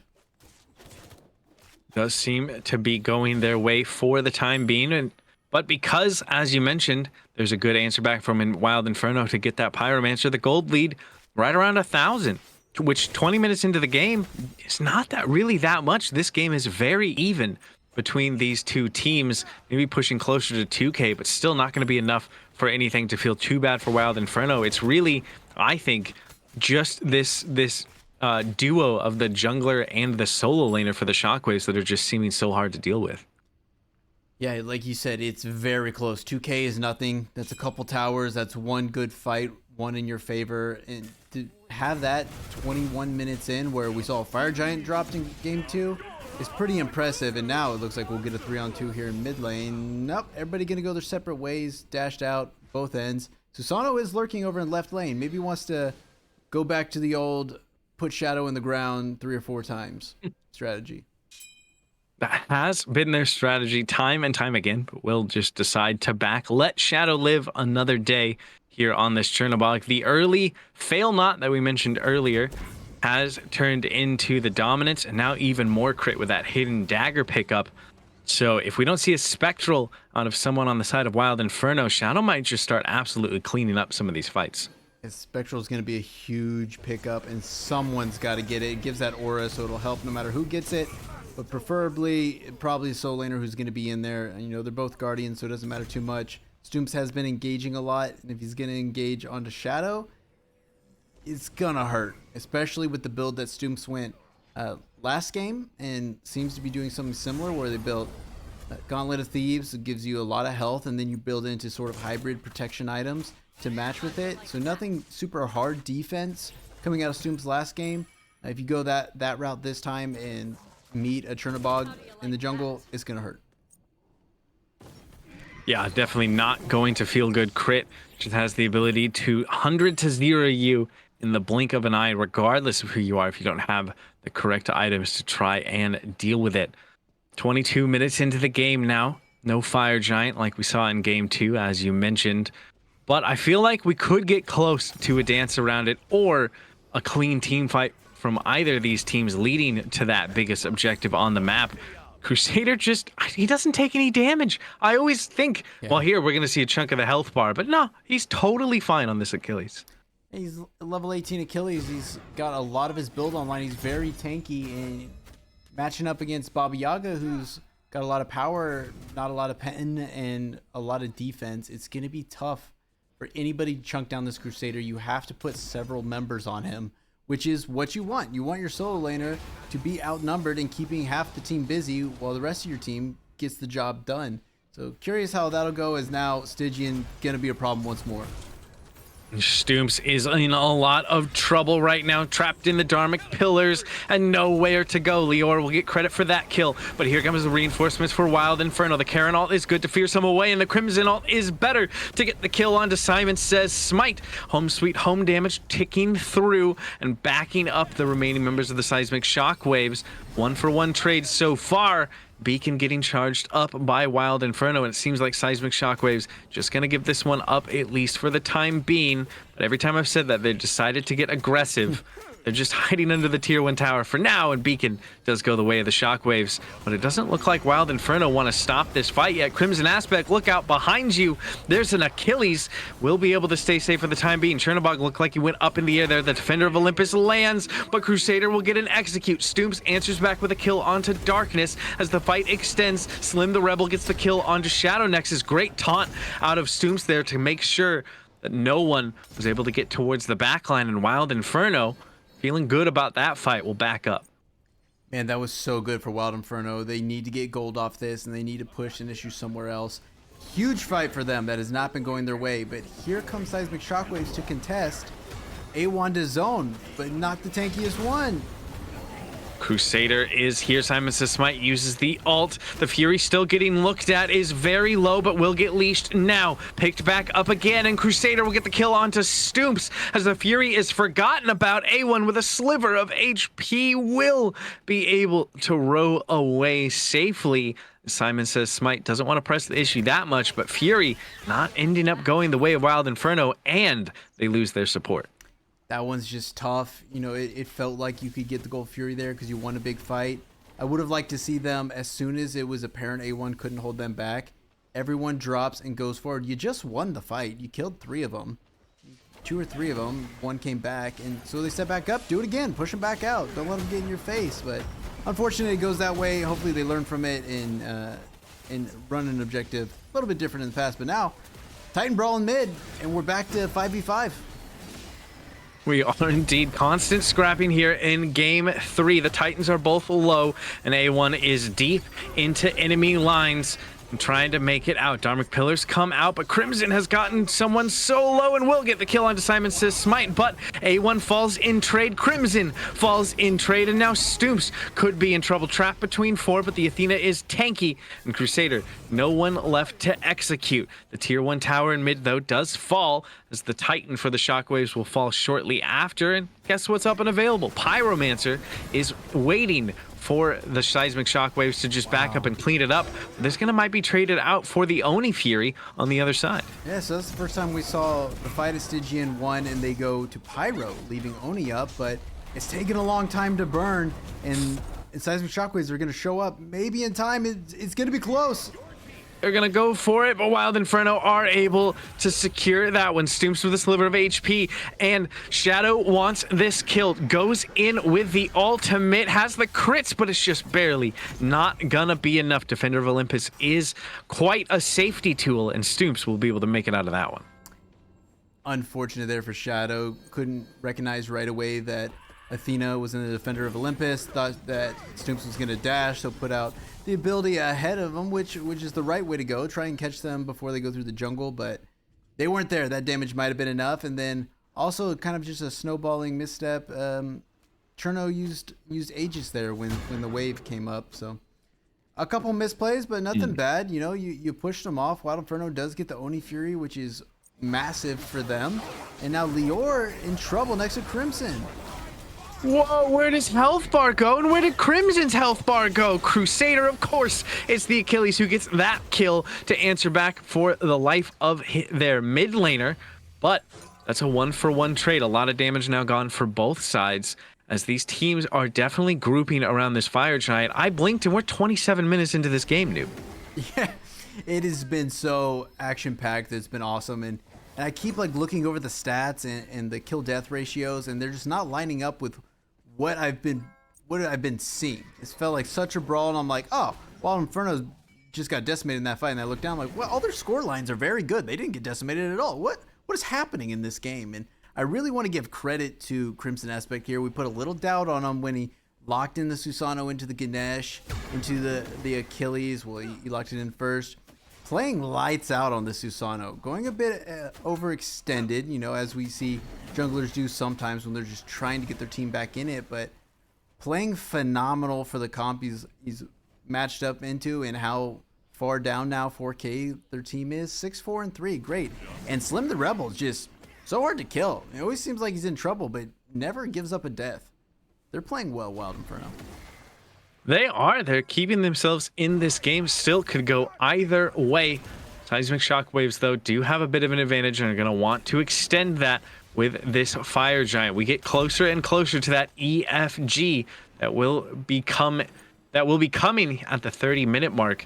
And we might just get that with how this fire giant dance is going. But Crusader, there's the damage I've been waiting to see this whole time. Taking a lot, has the fatal strike to make it out, but can get away from Crimson. No, that's a shutdown. That's huge for Crimson on the Susano. And they're looking for more. Now King of Darkness falls. Both frontline members down as ItzCharlo gets that kill. And that is just an easy fire giant call for this Wild Inferno squad. We do see the split push coming out of Shadow. So will get the tier 2, but I don't think he's going to be able to get this Phoenix, and this Fire Giant's just free. Yeah, not a lot of great options for Shadow right now. Either take on the Susano one-on-one, which I don't recommend, or ult into everybody at EFG, which is going to be the call. Ult straight on the A1, gets out, but oh no, liore put a lot of damage, and Seismic Shockwaves take the EFG. stooompzz had to back out. They couldn't tank anymore. It slowed it down, and liore just steps up and gets it. That's massive for the Shockwaves, and such a dagger to the heart for Wild Inferno. Oh no, Merlin, not known for the steal. He's known for the shred, but just able to walk up and take that one away. That's got to be heartbreaking. They played that so well on so many different levels. It just took too long to burn it. It was a great call. It was the perfect call, but Crimson back to deal with Cherno, meaning the one big ult you have to secure that and to zone away a carry isn't there. Bob or Slim used that ult in the engagement to back him off EFG, didn't have it available, and now they're going to get Pyromancer with this. I don't think it is EFG. No, they got it a little early, so it's not EFG. So that, at least Wild Inferno has that. But man, it's just, it feels like one of those things again where you got to recognize, like, hey, we don't have a confirm. We lost Crimson. We can see liore and now Shadow up there. We need to drop this and attack, or just completely let it go, because stooompzz was playing lights out in that fight beforehand. A huge taunt Sunder to get Crusader to 1 HP, and just ended up taking too much. Couldn't tank it, and it slowed it down. It's just so unfortunate, man. It just feels like Wild Inferno is getting unlucky. Yeah, that's just not at all what they want. They're going to try and get aggressive, though. The beads out of liore, just scared of the potential from ItzCharlo there. The Charon ult comes through, and it's a lot of damage onto Darkness, but has the dash to get away. The home sweet home burn is good, but this Ganesh is tanky and will be able to live for the moment. Beacon, though, might end up going the way of Wild Inferno. SimonSaysSmite uses the ult, does get the beads, and it seems like the Aegis off of ItzCharlo. But that will be all jumps away, and Beacon does go the way of Wild Inferno. They're not even the ones with the Fire Giant, and they are down in gold, but they are just kind of controlling that little fight around the beacon, and now are the ones pulling this Primal Fury. But here comes the Seismic Shockwaves. It will cause the Fury to get leashed, and A1 has to back up. Shockwaves not going to give up this objective for free. They are the ones with the Fire Giant after all. And this is what we were talking about in game 1. Wild Inferno is so used to being in the driver's seat, and they can actually absolutely be in the driver's seat, but when they're down like this and they're starting these objectives, they're committing a lot of resources to it, and it's hurting their chances in the fight afterwards, and they're just not used to giving up the reins for a moment and being the underdogs. And now the fight has started. Dharmic Pillars comes out as well as the Charon ult as damage is getting poured onto the frontliners. That's actually a lot onto Darkness, who's barely alive. Make that dead. Crimson will get credit for that kill. Crusader has to back up as well, taking a lot of damage from the home sweet home and is still alive as backs come out for Wild Inferno at the same time. A1 though might not be able to back, and Crimson doesn't allow Shadow to get out. We'll get credit for that kill. A1 still alive with a sliver of HP, and now it's SimonSaysSmite who gets taunted in, and ItzCharlo will get yet another kill on this Hachiman. Now 3, 1, and 7 on the pick, and Wild Inferno get 3 for none in their favor. I don't know why they're not starting up gold right now, but that's their call. Man, I'm just gonna keep doubting Wild Inferno because they keep making me eat my own words. Every time I'm like, why would you start this up? You're behind, and they're like, watch this. 3 dead. Fantastic gaming by the Wild Inferno crew. And now they're choosing, hey, we'll get gold later. Let's push in this T2. Maybe see if we can push a Phoenix. And I don't mind that, as long as you get the gold afterwards. Yeah, T2 not going to really be defended by this Shockwave squad. No real reason to step up for that. So it does end up going the way of Wild Inferno. They're not going to take their chances at the Phoenix because King of Darkness has respawned. Instead, they'll back up, hopefully, towards this Primal Fury. Seems like that is what it's going to be, but the Seismic Shockwaves, as you said, are on the way, are not wanting to give this one up without a fight. Primal Fury very low, but Dharmic Pillars is available. The taunt it's on in. It's on Dharmic Pillars. And it got it. Dharmic Pillars steals that one away. They just didn't move it off the line, and so Wild Inferno lose out on that Primal Fury here 33 minutes in.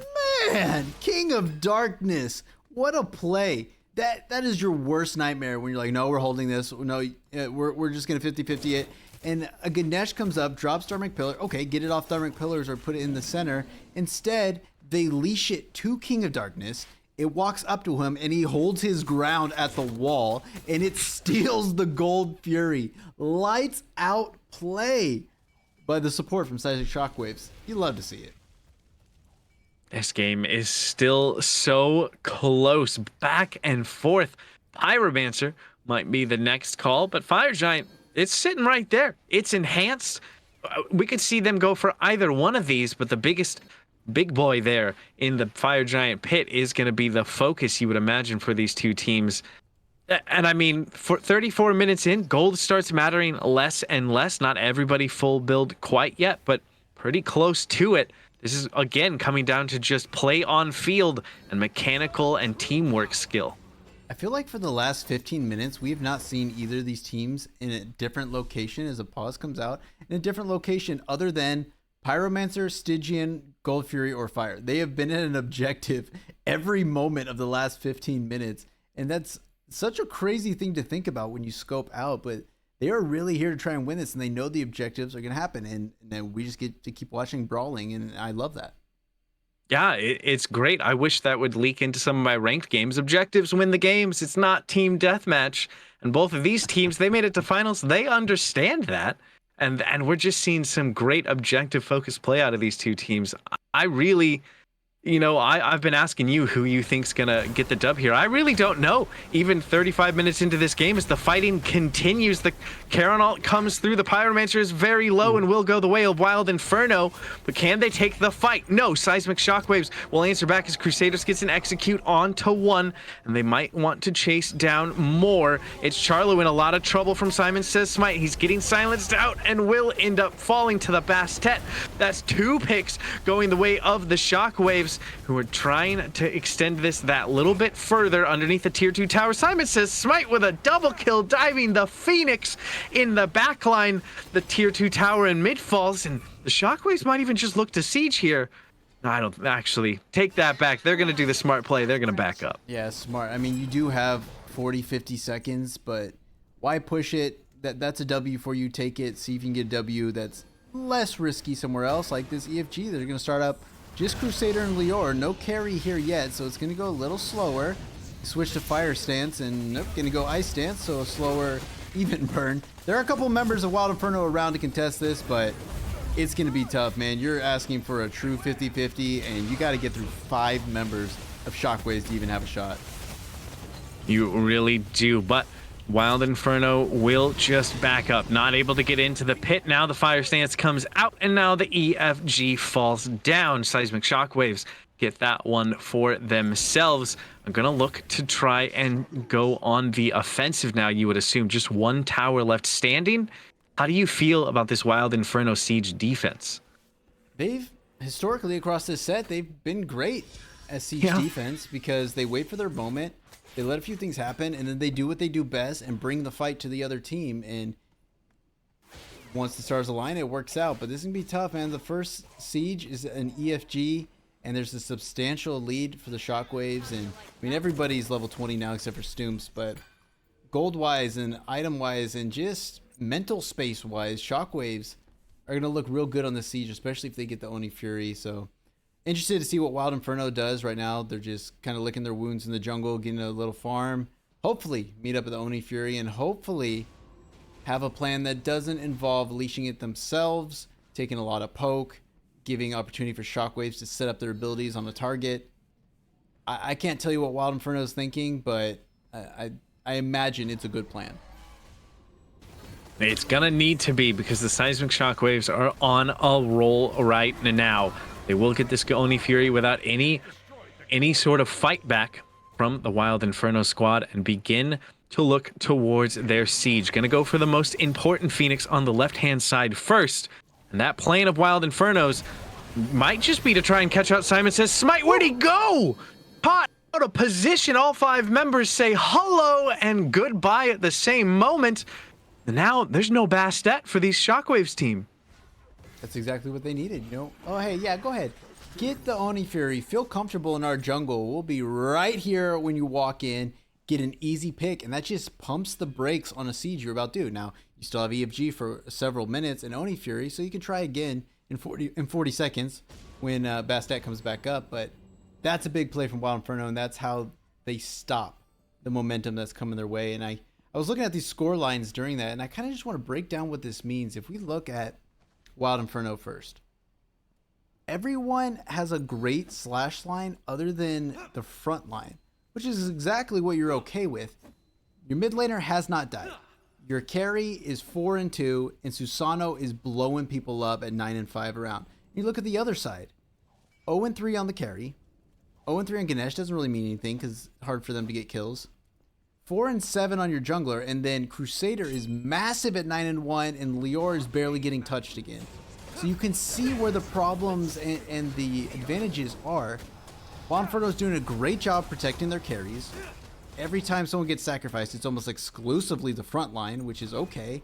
And on the other end, the mid and the solo seem to be really the only problem. So if you start focusing your efforts out where target-wise, Wild Inferno might just easily sweep this one. Yeah, that is a good point, and hopefully something that they have targeted, because the Liore on this Merlin is very well built now, and a late game Merlin just seems, you know, like they have so much damage at any given time. And all of that waiting for this EFG siege is now about to come to a head for the Seismic Shockwaves. They're going to try and push into this middle bird. All 5 members of Wild Inferno are here and available on the defense. It's going to be about when and how the Shockwaves want to step into this bird. The moment is now. They're going to jump underneath. Here comes the defense from this Seismic Shockwaves team. Dark Pillars comes out. A lot of damage onto the members of the Seismic Shockwaves, but the bird is already at half HP.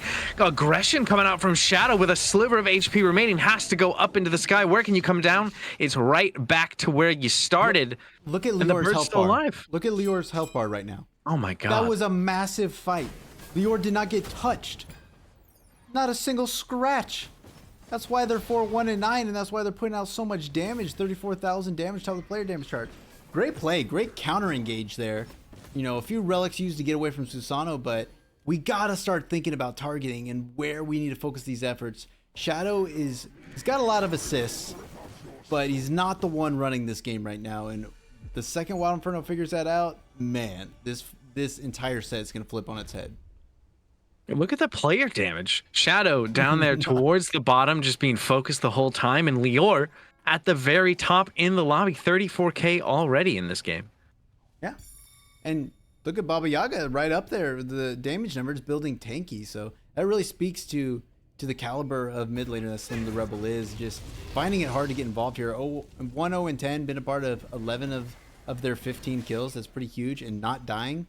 Work around that and shut down the enemy mid laner and see what happens.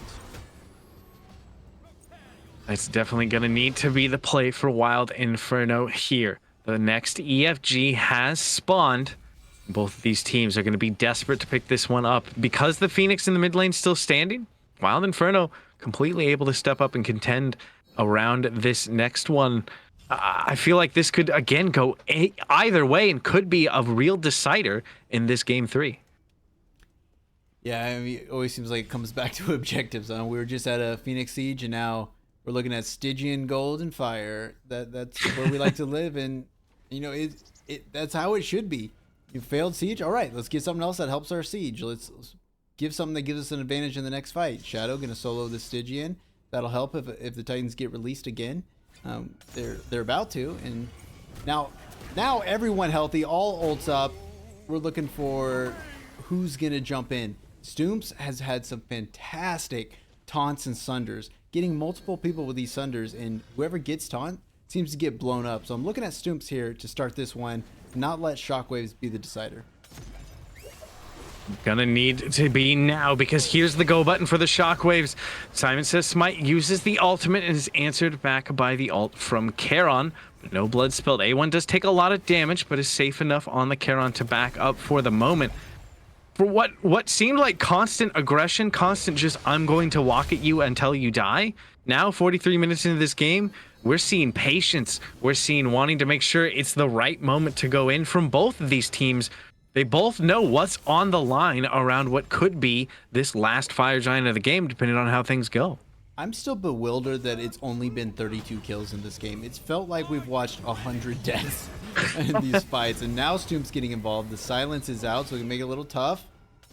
Now Shockwaves backing out a little bit, and that leaves room for Wild Inferno to take control of this pyro and fire pit. Now, low health bars for both of the frontline members of the Seismic Shockwaves. Crusaders will have that teleport to get back in if needed, so that will be a boon for them. The Titans, all the while, have started walking down the lane again, and already the Seismic Shockwaves Titan is gone. So that will be an advantage. Wild Inferno, should they want to push with it or try and find something else, they will get the taunt onto one. Beads might have, it looked like they were used there, the knockup from Crimson, but that's a lot of damage onto A1 and has to back away. Excuse me, that's Crusader that takes the damage. This Achilles not as tanky as they might have been 20 minutes ago in this lobby. Walking down the lane is Wild Inferno. Seems like they want to push with this Titan to try and find some sort of advantage. This tier 2 is one of the last on the map, and they will walk their Titan into that. And there's Seismic Shockwaves want no part of it for this tier 2. This looks so good for Wild Inferno. Got to make a choice right now. Are we pushing with this Titan, or are we going back to EFG? stooompzz very low in execute range, has to get out, but Crusader is low too. So right now, this moment, where they're going, if you're not going to EFG or Pyro, you're wrong. Get there before they get there. Get the objective. Great push from them. And Wild Inferno can do this, man. They've shown time and time again they can be the better team. It's just moments that keep coming back to Shockwaves, and they're going to choose to go Pyro here. Safer call. No worry about it getting stolen away. They will be able to grab that Pyromancer for themselves. SimonSaysSmite was watching all the while, but unable to steal it away. EFG has been sitting on the map for quite a while now.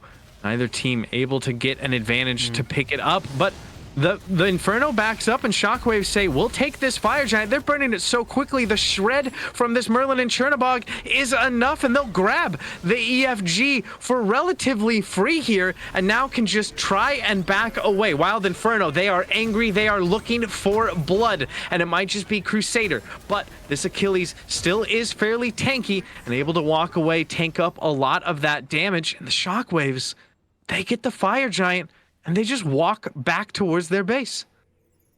That's a tough one, and that was the right call from Shockwaves. You just can't let that one slip. You back them up. If you are going for Pyro, that's the call, that's the objective you want. You stick around, you have it warded out, and you make sure that they don't go fire, because the game just told them you went Pyro. It just said, hey, the other team got Pyro. And you're like, cool. And then you see everybody leave. Why are you not going to take fire? You're going to take it. So just a really good play. And I mean, you can't fault the Wild Inferno. This set has now been, we're going on like hour 3. Mentals are shot. You're playing at a high level for 3 hours. They're doing their best. Things like that are going to happen. ItzCharlo takes liore down finally. So this could be a good fight for Wild Inferno. This could. That is a big pick, and they're going to look for more, as now Darkness has to drop the Dharmic Pillars to try and make it out. Doesn't look like Wild Inferno want to find too much more. The Fury is available over there, but they got the Fire Giant off of liore, who we've been talking about has been doing so much in these fights. Yeah, let's see how that has an impact on it. Primal started up. Everyone backing. No one wants to contest, not even KOD. So they can burn this easy for free, and all it took was killing the Merlin. Wild Inferno is adapting, and they're looking good. They get a Primal. They lost EFG, but that's okay, because they just won a fight while the other team had EFG and a significant lead for most of this game. Wild Inferno is still in this, ladies and gentlemen. Speaking of in this, Smite Pause League has returned. But what do you think we see from Wild Inferno here? We're at 47 minutes in a long best-of-3 final set. What do you want from Wild Inferno? I mean, I want to say that they need to, like, you know, take their pick, back up, turtle up. It's still EFG. They got to protect their base. But based on how they've been able to play this, I want to see them get aggressive. Group up, just walk at them. Every time Wild Inferno gets overly aggressive where I get worried, it seems to just kind of work out for them in the end. Play into that. Use what works for your team. I feel like they could just completely try and turn things around. EFG be damned. I think these jungle fights have gone really well for Wild Inferno. I think they've sort of found a way to sort of separate characters. I mean, liore is sticking really well with the front line, but Crusader wants to get up there, cause havoc. Bastet is now regretting jumping in a lot because they're ready for it. If you can get them separated like that, Wild Inferno will win the fight every time. That was happening a lot to Wild Inferno in game 1. We were watching that. It's been working for them, and I want to see more of that, and it looks like they're going to have to do it during a left side Phoenix Siege. Corner baiting from both frontliners from Wild Inferno won't end up leading to anything too major there. But this siege now for the Shockwaves, they want this bird. No towers left. This is all that stands between them and a championship. The unstoppable division of the STL, they want this. They are going to be patient, though. They've known how good the defense from Wild Inferno is. They don't want to just jump in without too much. It's a 4-1 split. You can see SimonSaysSmite in the middle trying to get something going, but they're just waiting. With this wave, they might look to hop in, but the clear is just so good. Doesn't seem like they have a window, and they're just going to turn around.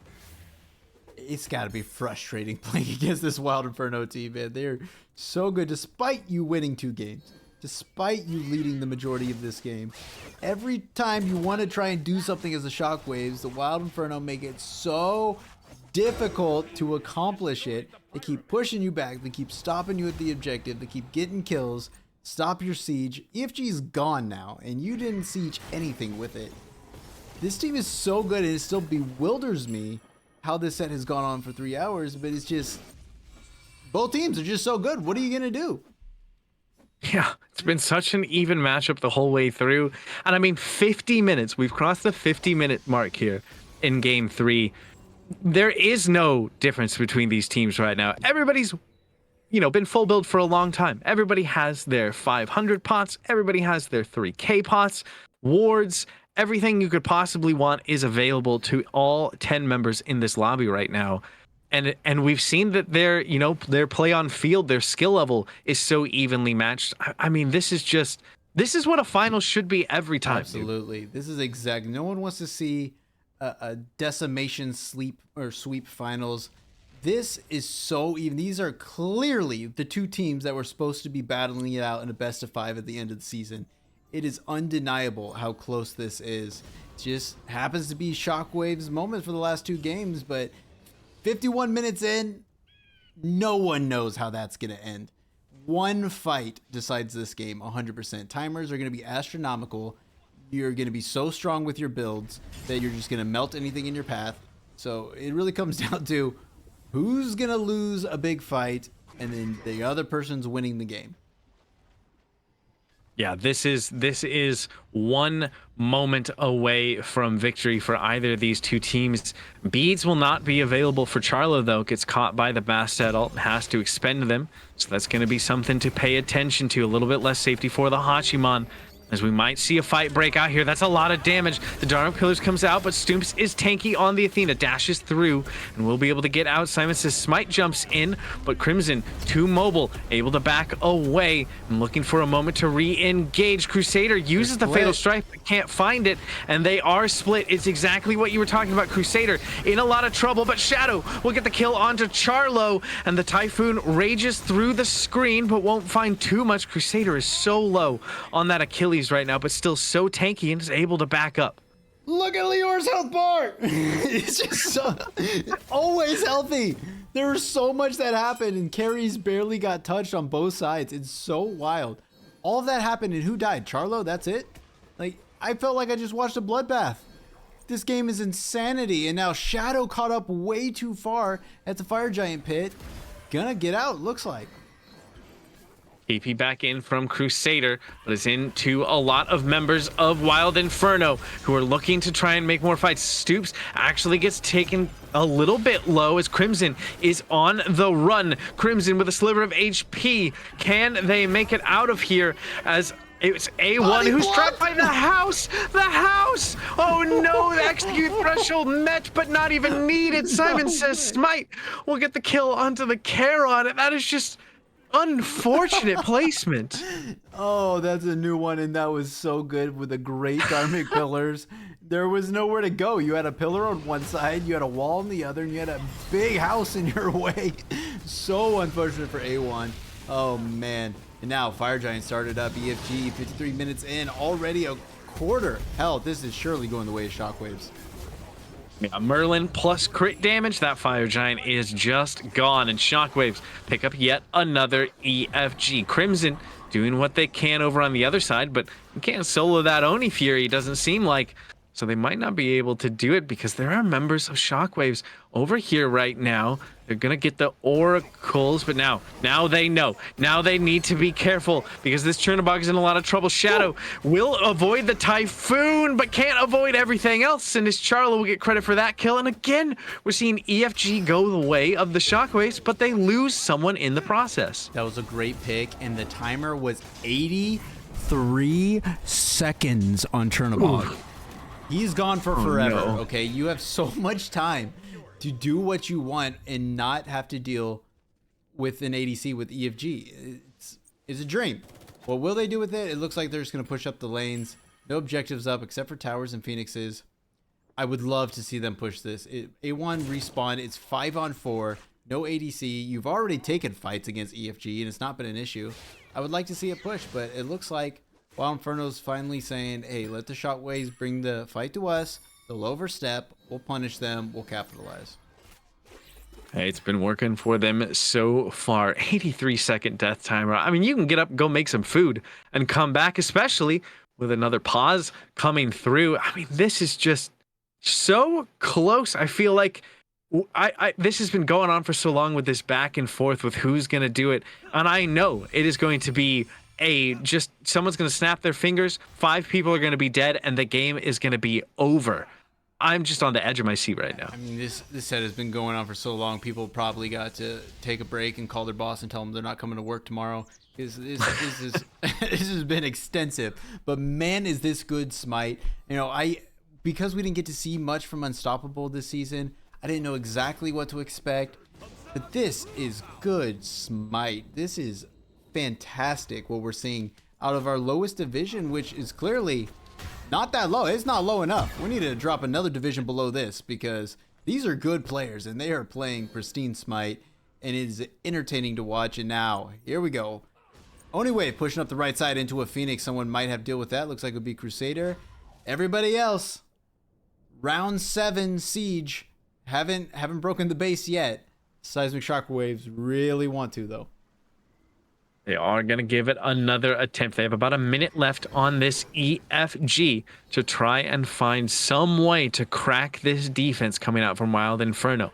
They are stepping forward. Crusader is back from his little foray towards the right side of the map. Gonna look to try and help out the team here. That's a good start. stooompzz gets pulled in, but is tanky on the Athena. The Charon ult slows them down a little bit. Here comes the Dharmic Pillars, but no real damage, save the poke that landed onto the Athena, who can just shrug that off. So again, Wild Inferno successfully defended at least that first siege attempt, and with EFG wearing off in 20 seconds, I don't know how many more shots Shockwaves are gonna have here. Might look to do it again with this next wave. They will step under. Crusader tanking it up, and they are going to try and go for it here, but what a taunt coming out of stooompzz to make sure they can't look at the Phoenix for too long. It's still standing. Crusader tries to find the XU, but can't quite make it. The bird getting low. The shell is popped, and it will end up falling. The base is broken, but Wild Inferno still in this game. Crusader low, but will be able to back away. Man, all that keeps popping into my head on these sieges and how well Wild Inferno is playing all of these situations is... it just feels like this is the moment in chess where you just shake the other person's hand and go, it's a draw. It's very clearly a draw. We're both champions today. It's so even. And now they're chasing them out of their own jungle, and they're going to catch them here. Liore, finally, low. Crimson gets scared off by Simon. That could have been very problematic for the Shockwaves. Again, the Wild Inferno, they're chasing so deep. We have gone from their Phoenix all the way to the tier 2 tower on the other side of the map, and they're still walking forward. What are they going to do? Are they going to siege all the way? I would like to see it. Everyone is alive, though. No one is dead. EFG coming up. Primal coming up. Pyro coming up. It's our favorite place to be. And we're 60 minutes in. We are cressing an hour in a game 3 of 5 finals match. I don't know how these players are still alive, man. They must have been training Olympic style for this, because this is exhausting, and no matter who you are, what caliber of player you are. And here we go. EFG spawned up. A lot of people backing, though, on Wild Inferno. It looks like they're just going to give this one up. Oh, canceled the backs. The fire minions are pouring in. Someone's going to have to deal with them eventually, but right now it's EFG. That's the focus. Already a half HP. Those crits for 719 coming out of the Chernobog, and Wild Inferno steal it away. What a huge play coming out to take that EFG away. That completely flips everything on its head. And now with all 10 members left alive, even with that Phoenix down, I mean, are we even again? Yeah, like I said, someone stand up and shake someone's hand. It's done. Put a fork in it. We got 10 champions this season from Unstoppable. I can't. Where's the game gonna go next? No one has an advantage ever. All 10 players are so equal on how they're playing this. This is ridiculous. Now, EFG in the pocket of Wild Inferno. They want to push down the lane that's broken open. That's very smart. But they also have the same issues with sieging that Shockwaves have. It's still so tough. Let's see if they can do it. Let's see if they can even out this game state purely again, so that the last hour doesn't even matter, and we'll take it from there. Thought you were going to say into the next hour. Let's go for a 120-minute game, noob. Are you ready for that? I couldn't imagine. And you could tell they're all playing their heart out every second. If this went to 120, I am going to call someone's mom and tell them to stop playing this set. We have 10 champions. It's ridiculous. Well, the siege gonna get underway. Hopefully nobody's mom needs to be called quite yet. There is a Merlin on this siege defense for the Shockwaves. Always a good god to have, so it's gonna be hard to break the base. But if anybody can do it, it's gonna be Wild Inferno. They are not really on too much of a split. They're really just looking at this left lane, as you mentioned. They haven't been able to step up yet with the second wave pouring in, biding their time. They know they don't have to hurry, but as I say that, they immediately decide to hurry. The bird is already gone, and Wild Inferno is looking for more. The crits coming out of Shadow are a lot, but not enough to find a kill quite yet. But the job was already done. What a knockup from the Typhoon. Does a lot of damage and dissuades any sort of counter engage. The Seismic Shockwaves lose their left Phoenix now for the first time this game. It's just the same. Everything is equal. This game is perfectly balanced. This whole thing should be. For everything that happens, the other side has an answer, non-stop for 3 hours, and I love it. This is what we come here to watch. This is competitive Smite. You can't ask for anything better. And I still cannot believe that there's only been 36 kills in this game. That's blowing my mind. The fact that I look up and I don't see 100 to 112 next to the timer is driving me crazy. That's what it feels like. And just so you know, Titans are going to leave base again here soon. The circles are on the mid lane. They're going to walk out once more. Wow, that's just going to make things even more complicated here because the Phoenix on the left side has respawned for Wild Inferno. So now advantage to them on that side, and they're going to look to siege on the right side. I love this time. Just getting both of the Phoenixes looked at while the Titans will be marching down the mid lane. I hope they play this patient. Wait for the fire minions to get to left lane. Titans are leaving. That's okay.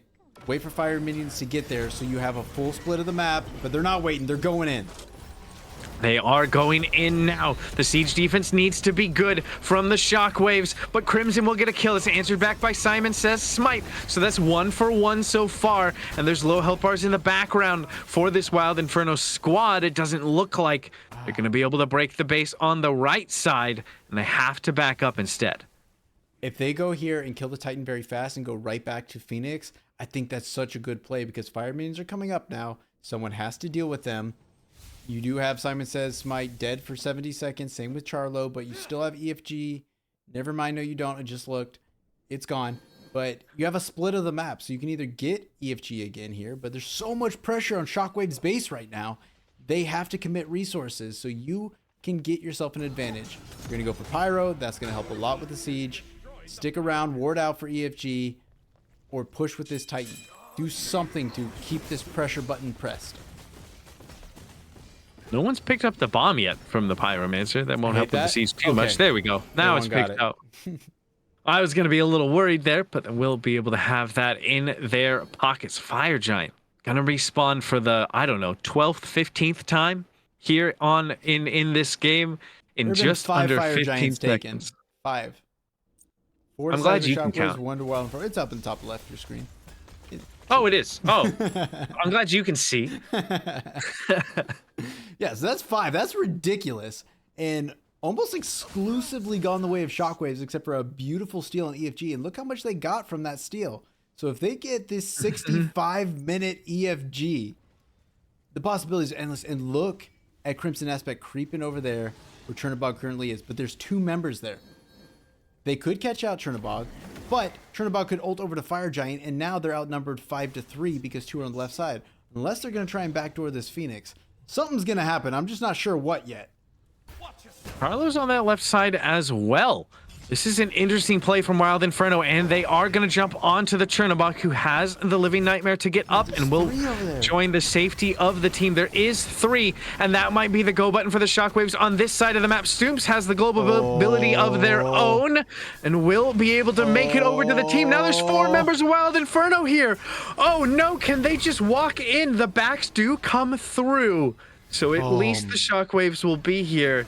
That was terrifying for a second if you're the Seismic Shockwaves, but now Wild Inferno, they might have overextended. They need to be careful. The dash, good from stooompzz to make sure that they make it out. I don't think anything further is going to come from it. That was almost the biggest brain backdoor play I've ever seen. It was flawless. The only way it could have gone better is if A1 survived long enough to stop all the backs. Because you scared Chernobog, he's like, okay, I'll go Fire Giant. Screw you, we'll get EFG. And then everyone's like, go, go, go, hit left side. And then Athena ults over to help. So now there's no one protecting the base and 4 members there. If A1 was just alive to stop those backs, that's end game for Wild Inferno, which would have been the craziest thing I've ever seen. Yeah, I don't even know what I would have done had that happened, but instead we are back to this objective play, but that Phoenix did get dropped again, so it's going to be even harder for the Shockwaves to continue to defend the hardest lane while this EFG is up and available in all of Wild Inferno now around this big objective on the map. It's like nothing ever happened. Here we are again. This time Crusader over in the left lane, so he cannot ult over, but he can TP over, but that could get interrupted. So a bit of a different strategy here. Everyone ults back up, so they could just run it right back and do that again. But now EFG, half health. Wild Inferno picked it up. They're starting it. They might look to end it. They will drop it, though. But in the pit are members of the Seismic Shockwaves who will just pick it back up for themselves. The Shockwaves will grab that EFG and now look to try and take the fight. Crusader gets the kill onto one. The execute damage onto stooompzz as well. This could be problematic for Wild Inferno. The chase is on. They know that they might be able to end the game here. stooompzz with a great taunt to slow them down, and then we'll just ult away. Great play out of the Athena. But this is real problems for Wild Inferno right now. This is really bad. This is the first time Slim the Rebel has ever been dead. I don't even know if Wild Inferno knows what to do. They're going in this right side, bomb way off the mark, but they've broken the base open again and they're pushing down further. They are fighting towards the throne room now. Liore gets Charlo, and this is still trouble for the Wild Inferno squad.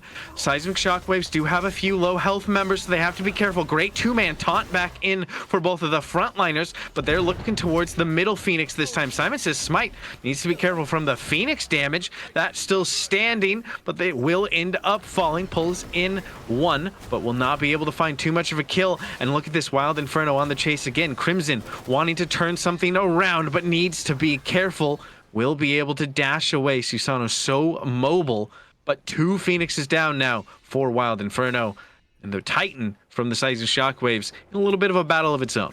Despite how crazy good that was for Seismic Shockwave, we're still kind of back to an even state. Now they have two Phoenixes down, but left side is still down, and that kind of evens out because all the pressure for Shockwaves is around the EFG should they take their sweet time and let another one come up, whereas pressure's on the opposite side of the map for Wild Inferno, which is much more advantageous. But that was a massive run. That was the first real true separation we've seen in the last 3 years of running this set, and it's in favor of the Shockwaves, and that was really good for them. I just don't know why that was, why Wild Inferno picked that up and then they dropped it at a quarter health like they've been doing.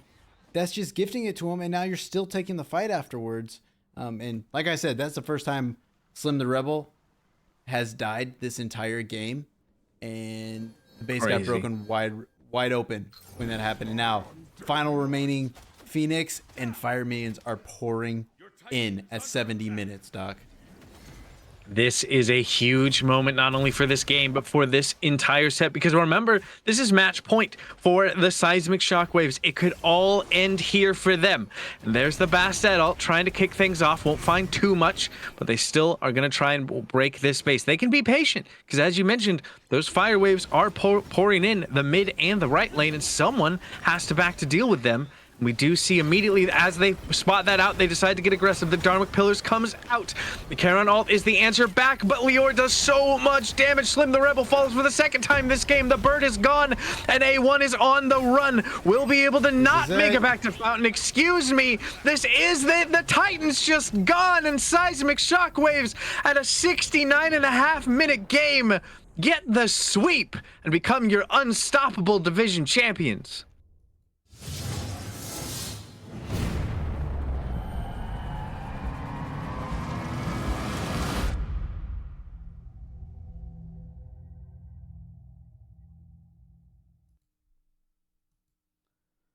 What a ride.